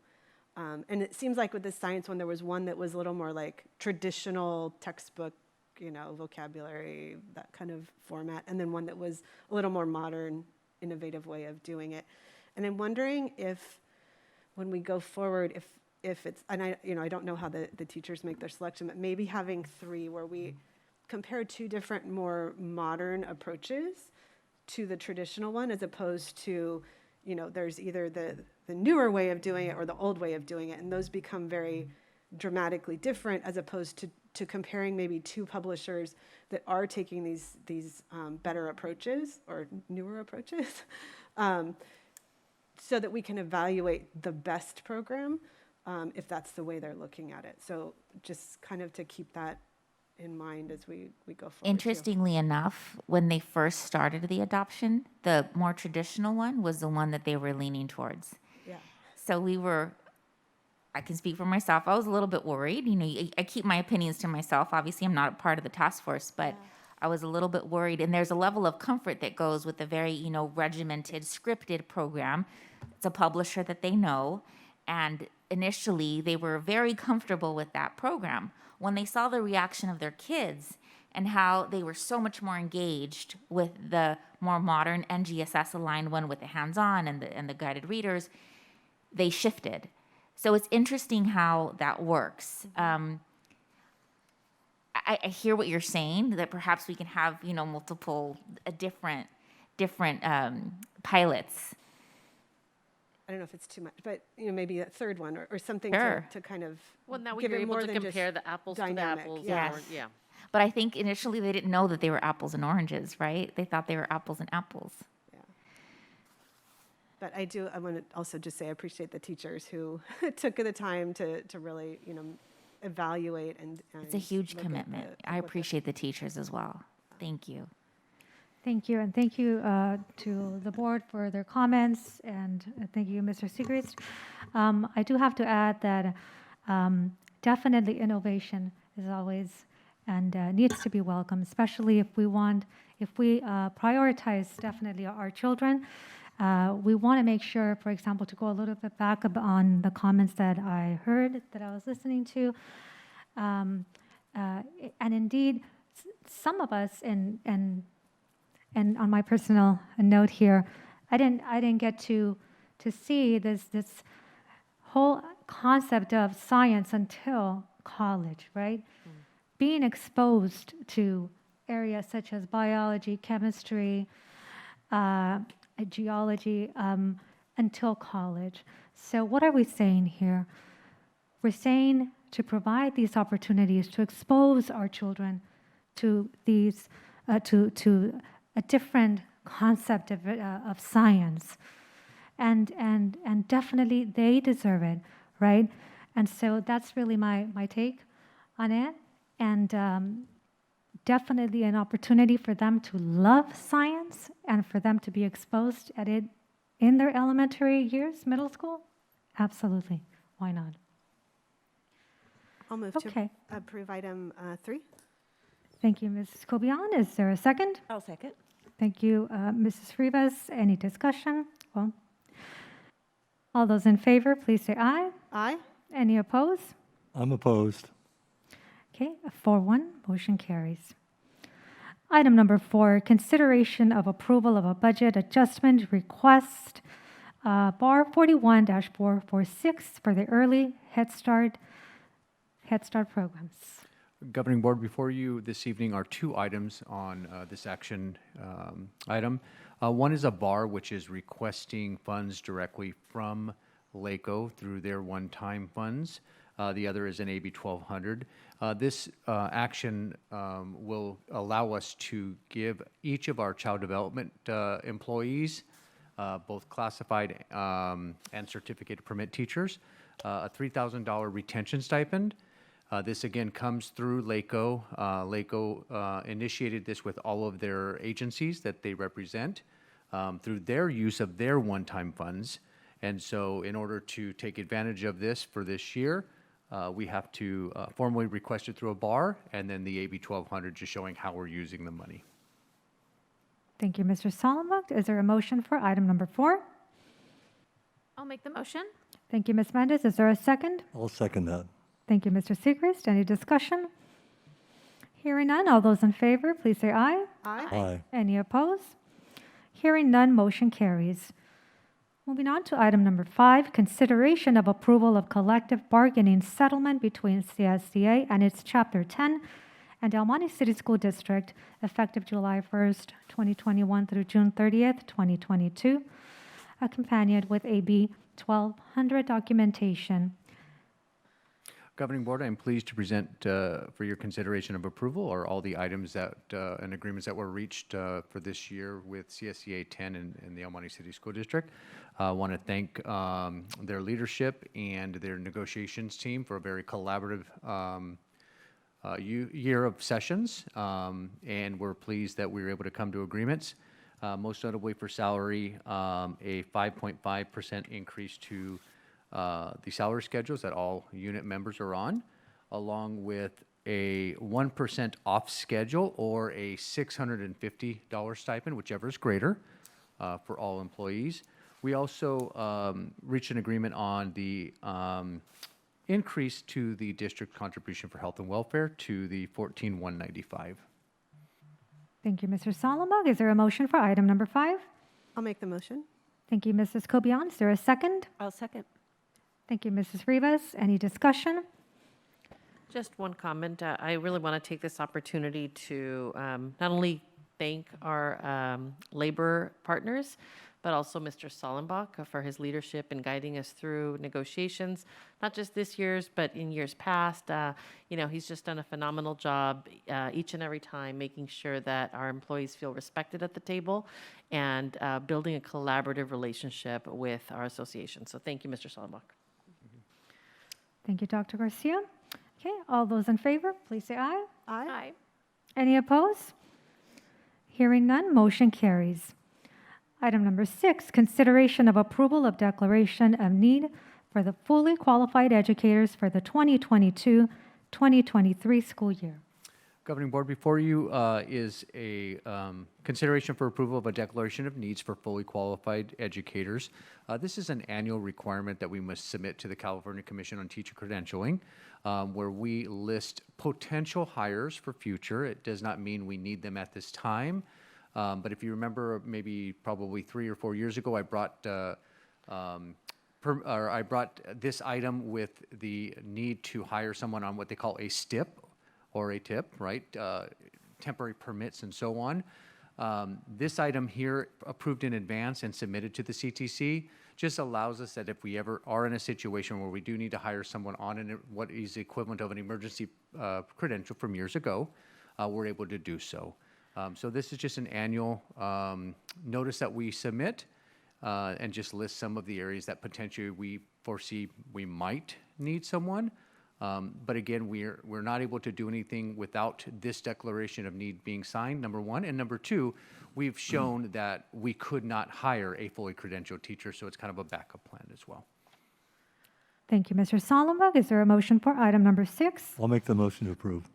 Thank you, Mr. Segrist. Is there a second? I'll second. Thank you, Mrs. Cobian. Any discussion? Hearing none, all those in favor, please say aye. Aye. Any opposed? Hearing none, motion carries. Okay, moving on to our board policy update. So the board had the opportunity to review all of the board policies, and now what I'm going to do is move to approve and then call a second and discussion and so forth. So let's move on to item number 1, consideration of approval of second reading of revised board policy 4030, non-discrimination in employment. I move to approve this item. Is there a second? I'll second. Thank you, Mrs. Cobian. Any discussion? All those in favor, please say aye. Aye. Aye. Any opposed? Hearing none, motion carries. Board policy number 2, consideration of approval of second reading of revised exhibit 4112.9, employee notifications. I move to approve this item. Is there a second? I'll second. Thank you, Ms. Mendez. Any discussion? Hearing none, all those in favor, please say aye. Aye. Any opposed? Hearing none, motion carries. Item number 3, consideration of approval of second reading of revised board policy 4146.6, 4241.6, and administrative regulation 4146.6 and 4241.6, concerted action, work stoppage. I move to approve this item. Is there a second? I'll second that. Thank you, Mr. Segrist. Any discussion? Hearing none. All those in favor, please say aye. Aye. Any opposed? Hearing none, motion carries. 4, consideration of approval of second reading of revised board policy 5111 and administrative regulation 5111, admission. I move to approve this item. Is there a second? I'll second. Thank you, Mrs. Cobian. Any discussion? Hearing none. All those in favor, please say aye. Aye. Any opposed? Hearing none, motion carries.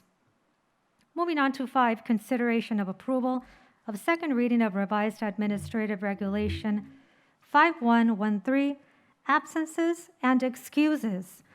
I move to approve this item. Is there a second? I'll second.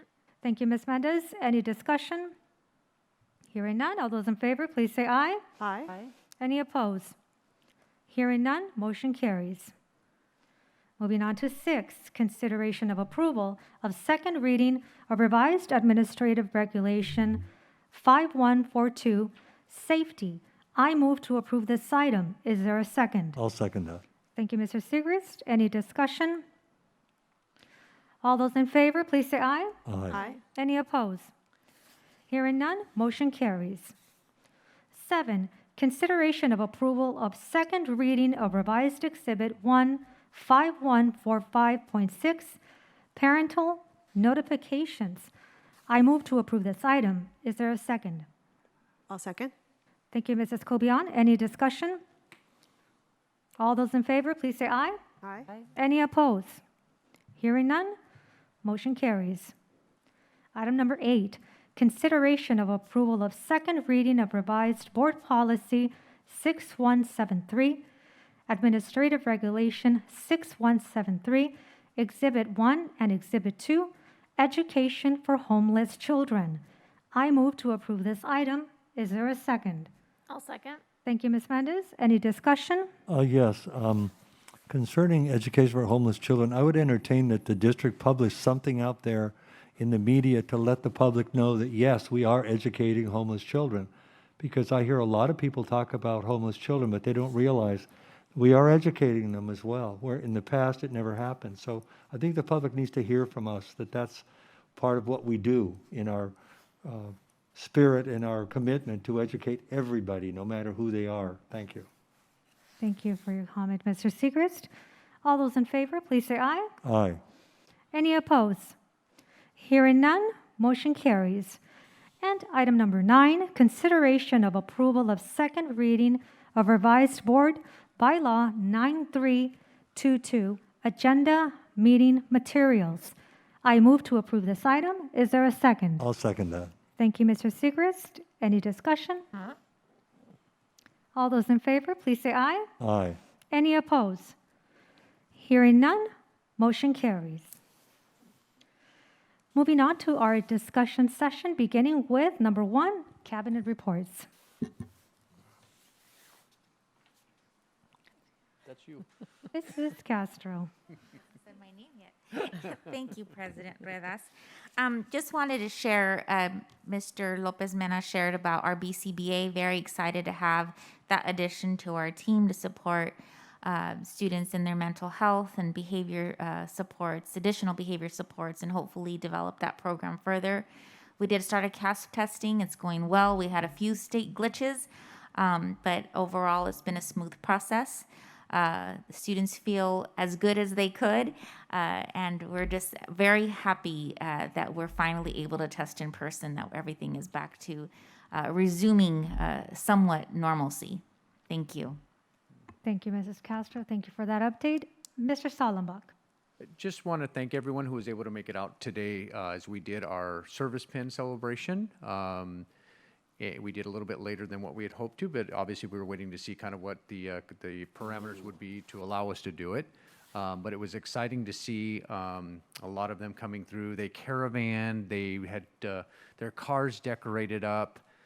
They had pom-poms everywhere, you know, and so on. And then they would pull over, get out of the car, and cheer for the next group that was coming along. So an exciting way of doing it.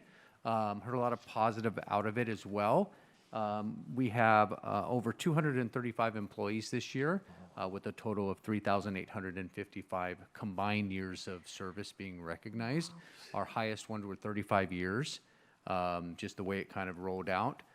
But I know that I believe we have a 40-year next year because we have someone at 39. So provided they stick around another year, we'll be celebrating at least a 40 next year. So, but thank you again, the board, for supporting that annual tradition as well. Thank you, Mr. Sollenbach. And yes, indeed, it was great to see all that, celebration going on. And of course, our teachers very well deserved of their recognition. So, Dr. Garcia. Thank you. I just want to echo the sentiments of celebration today. It was just wonderful to be amongst our people, and to be able to say thank you and congratulations. And, you know, the kids are just phenomenal. Just so proud all around. I want to thank Edna for all that she did to just make today happen. You know, just extraordinary attention to detail. Extraordinary attention to detail. She also received a service pin this afternoon. So just we're very grateful to have Edna. Some of you referenced 8th grade promotions, and that time is coming. So we will be circulating an opportunity for you to look at your schedules and attend promotion activities. We're partnering up with the City of El Monte to create an extreme recreation day for our students locally. So it's just been a wonderful collaborative. The Parks and Rec program is going to put together just a really fun park day for all of our kids over at Lambert Park. And we're scheduling our students. We're going to be busing them over there.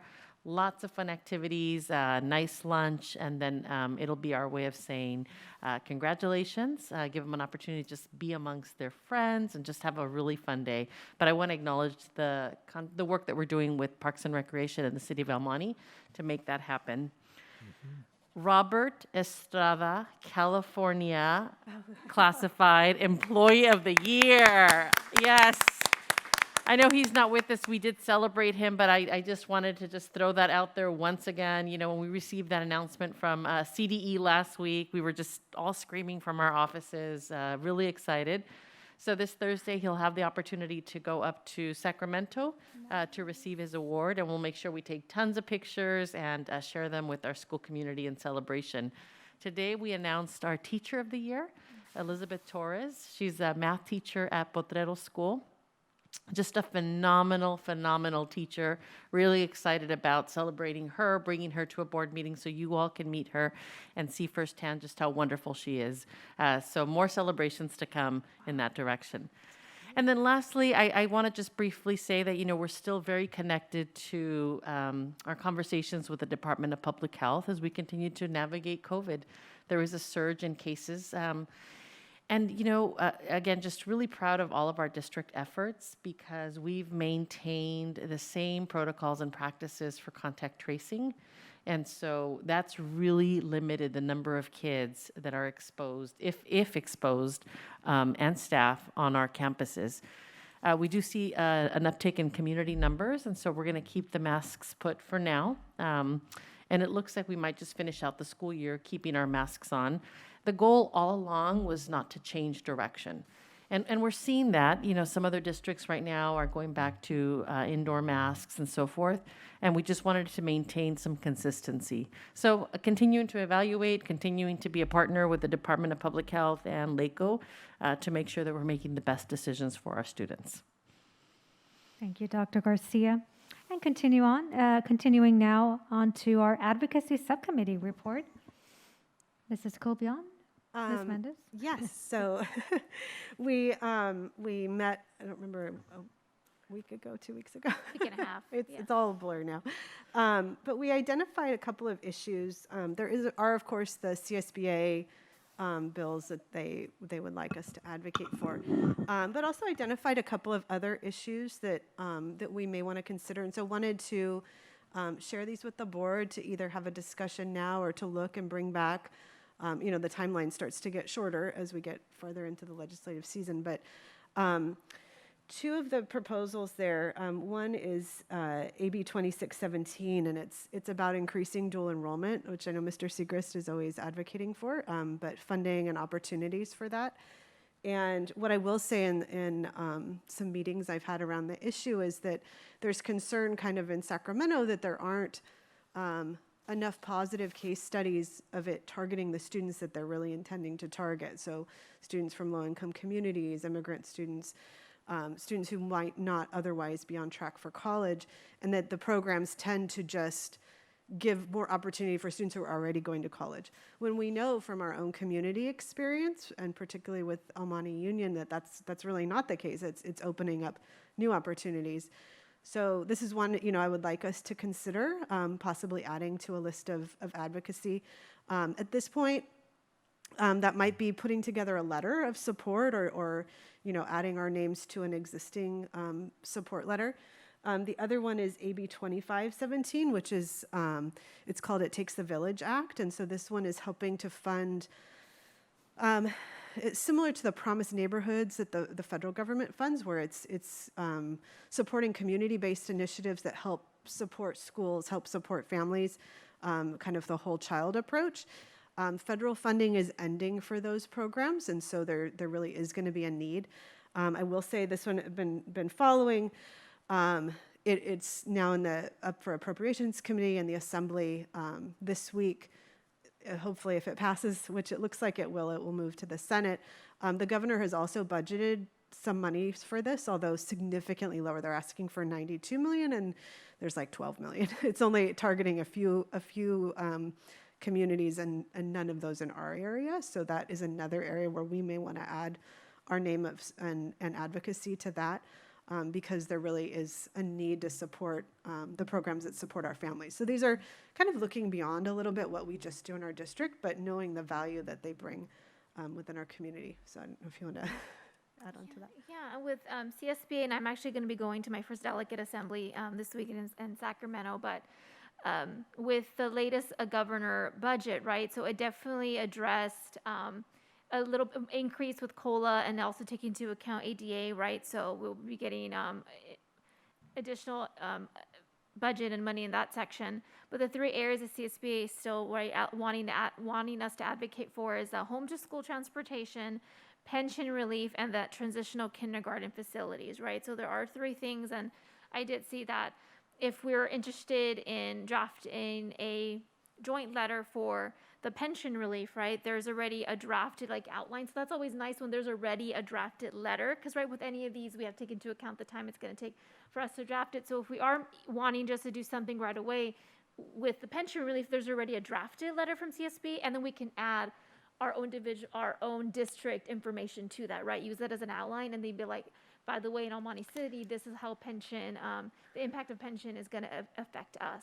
So that's an idea if we want to kind of just something that we can do off the bat.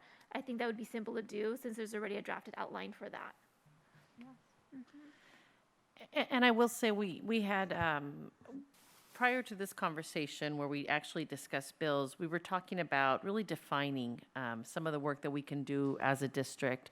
And there's an interest to really, thinking ahead, engage some of our community partners to be part of the lobbying and advocacy work. So we could invite our association leadership to join us on some efforts. We could invite, folks from the community, definitely parent voices to represent. But there was a really interesting model that was highlighted by Yvette Kim right before she left. And it's one where several districts have come together to create an alliance. And they have standing meetings really to review, legislative work. And so they've become such a force because of those districts that their assembly members and senators will ask to be invited to those meetings or automatically send representatives to those meetings to listen in and really connect with them. And so I think, that's some long-term work for us, is really to establish ourselves as a partner to our local legislators, so that when they are considering bills that really impact education, communities, students, children, families, right? Because it's outside of the classroom scope, so to speak, that they'll turn to us to help guide. And so, that's exciting about the work that we can do in the long term. And hopefully, as a subcommittee, we can continue to build on how we can turn that work into, that type of an alliance. And in the meantime, the idea for now is that we can send letters of support. So if there is a bill that's really of interest to the board this evening, we can turn around and send a letter of support just to get started and really, show our support for the work that we think will impact our community. I think that's a great idea. Definitely sending letters of support that we can draft. And if they have a template ready for us, it's even better. So I have a question, and this is the subcommittee or, the letter to be sent to the author, just to the author of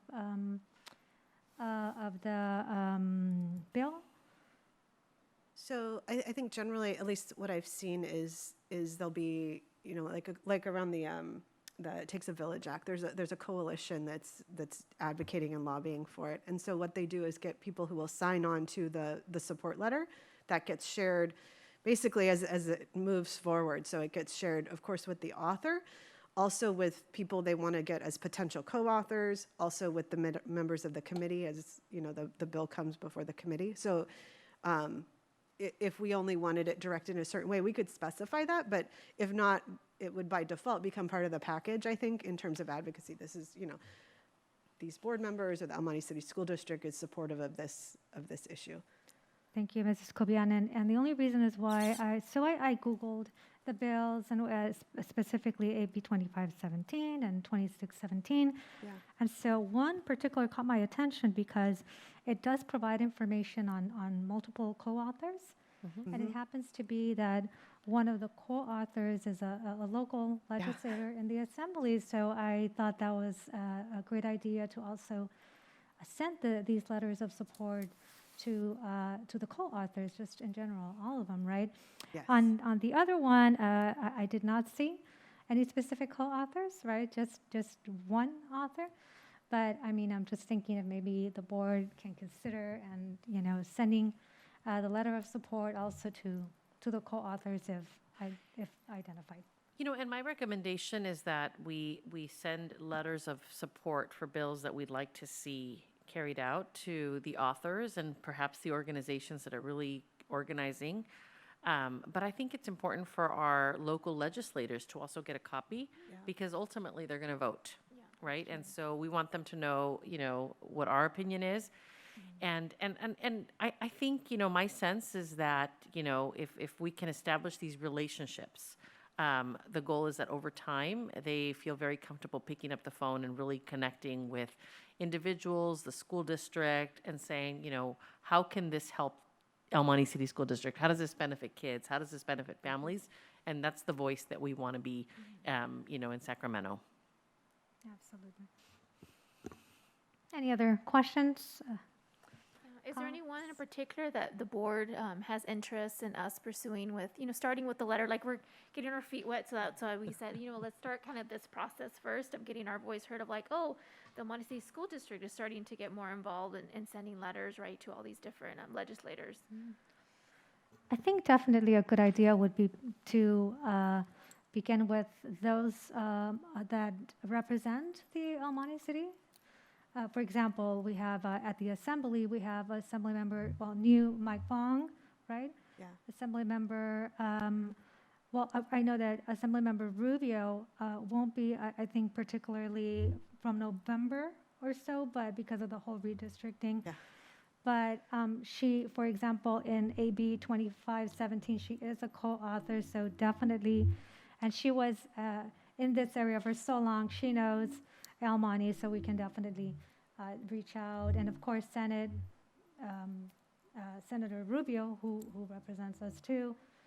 So yes, definitely reaching out to them first. Any bills specifically like I guess the question is, would you like us to move forward with the CSBA ones and then the other two assembly bills? Yes, absolutely. Any other thoughts? I think they're good, very solid issues for us. So for the CSBA one, are we thinking first the pension one, or all three? Because there's three, right? There's pension, there's transportation, then there's the transitional kindergarten.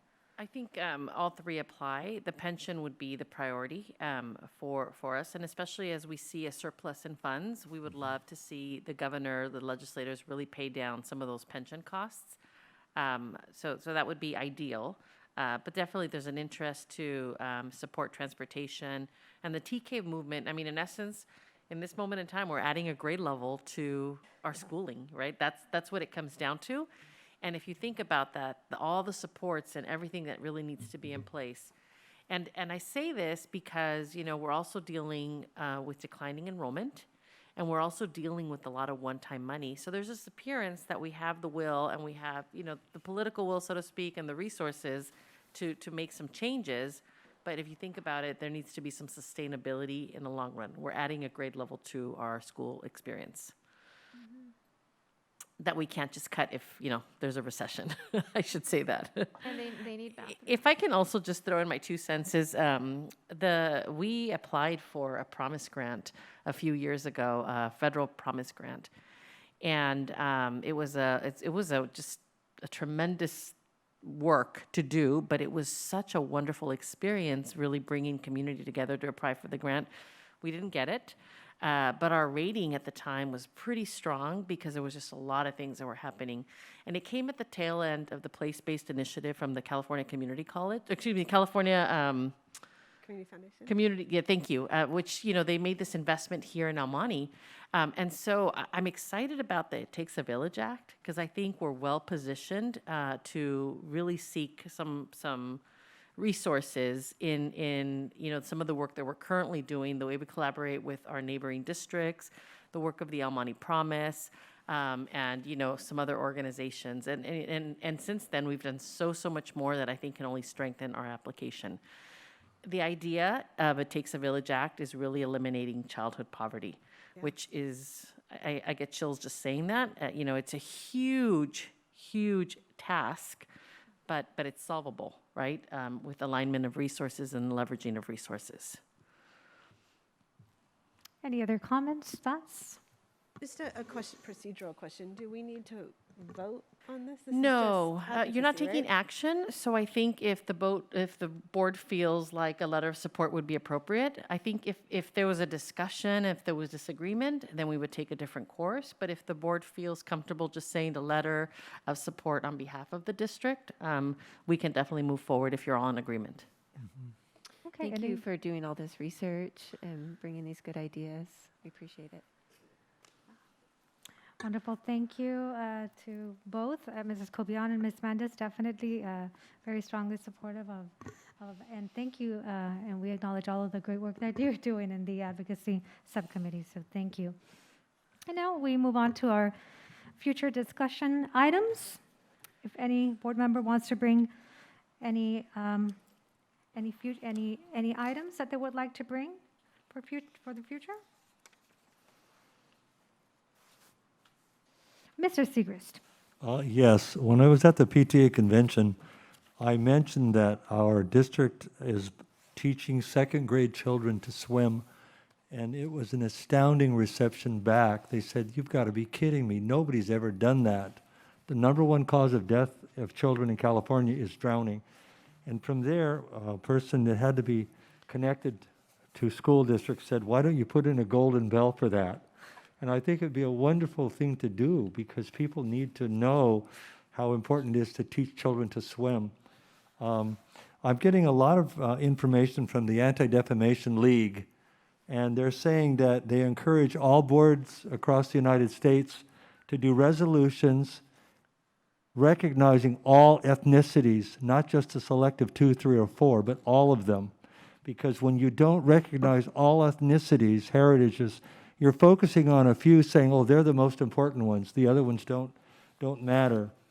Also, a lot of our parents have children in the high school district and in our district.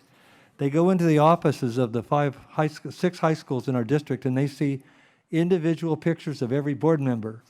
If they go into our offices, they see one picture, it says Board of Education, it has the board members, and it has administrative people in there also. And they're questioning how is that possible? Board of Education is the 5. That's it, that's all there are. I would suggest we need to look at that and revise it because I think we should have a picture of every board member. Otherwise, they don't know who we are.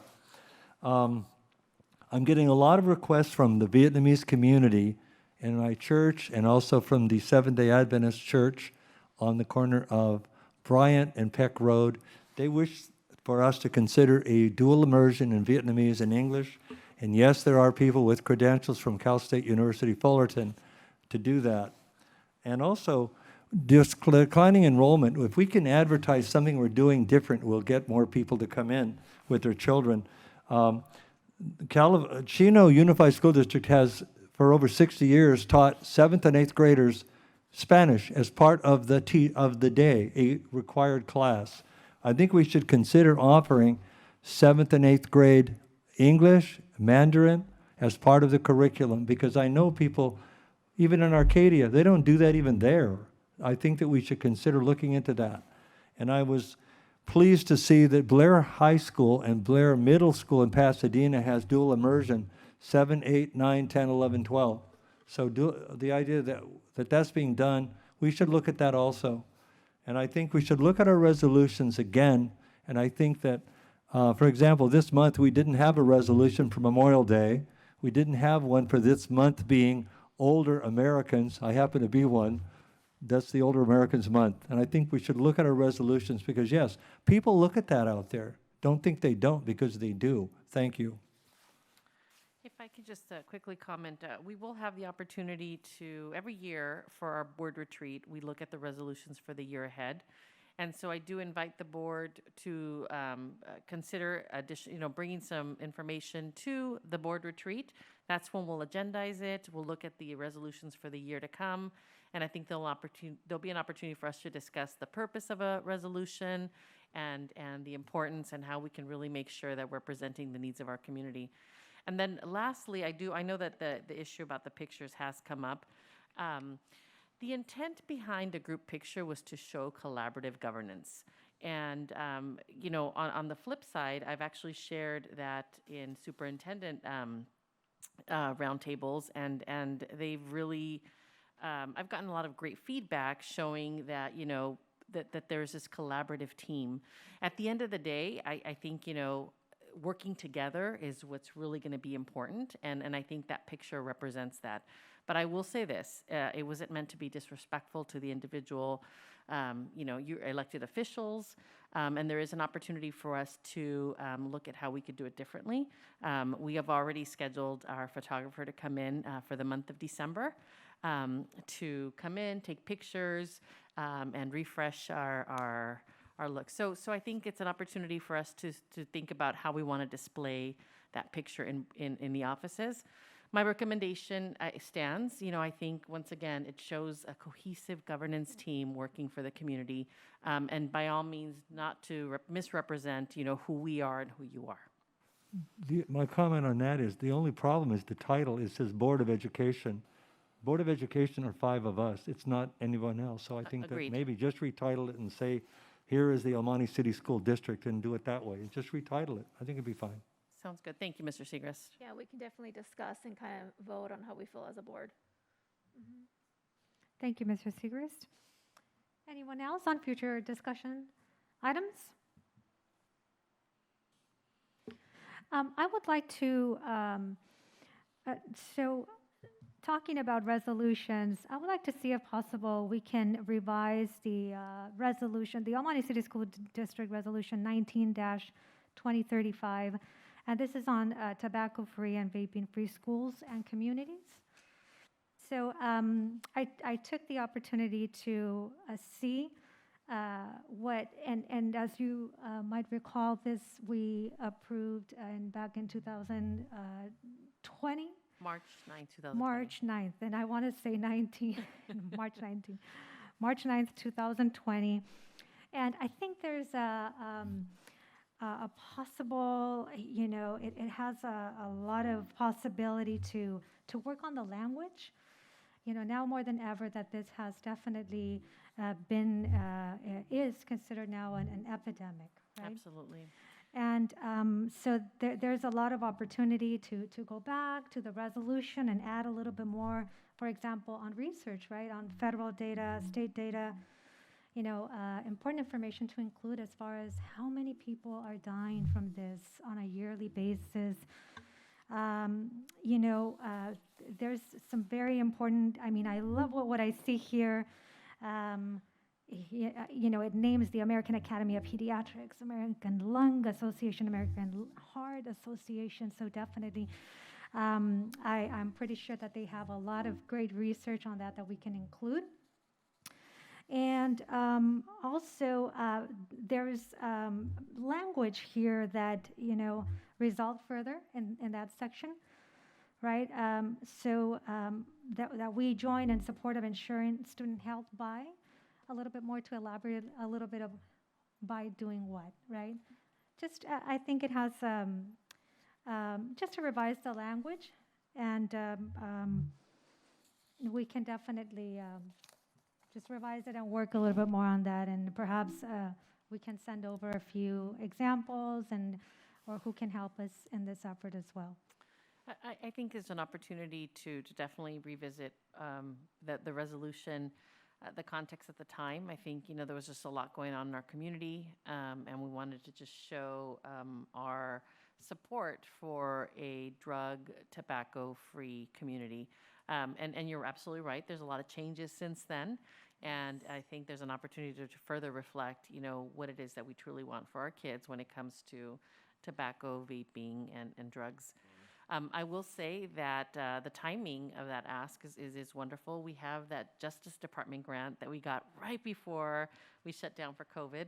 Luckily, they gave us an extension, and so we do have this next year to implement those resources.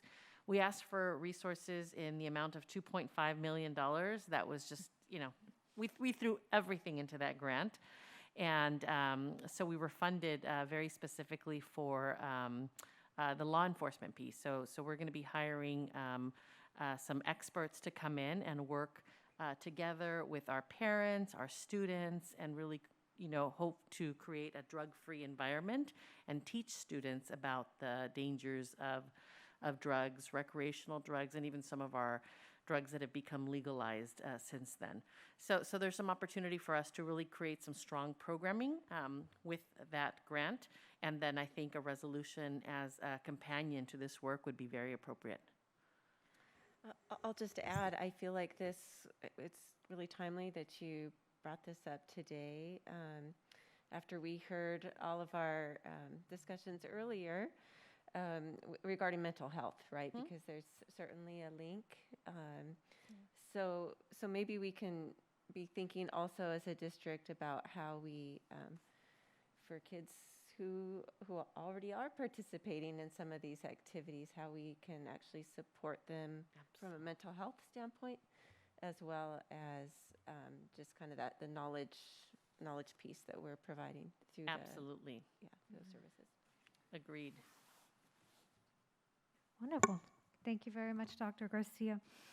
Okay, and now moving on, if there's any other comments, questions, we'll move on. And now to adjourn our meeting at 8:55 p.m.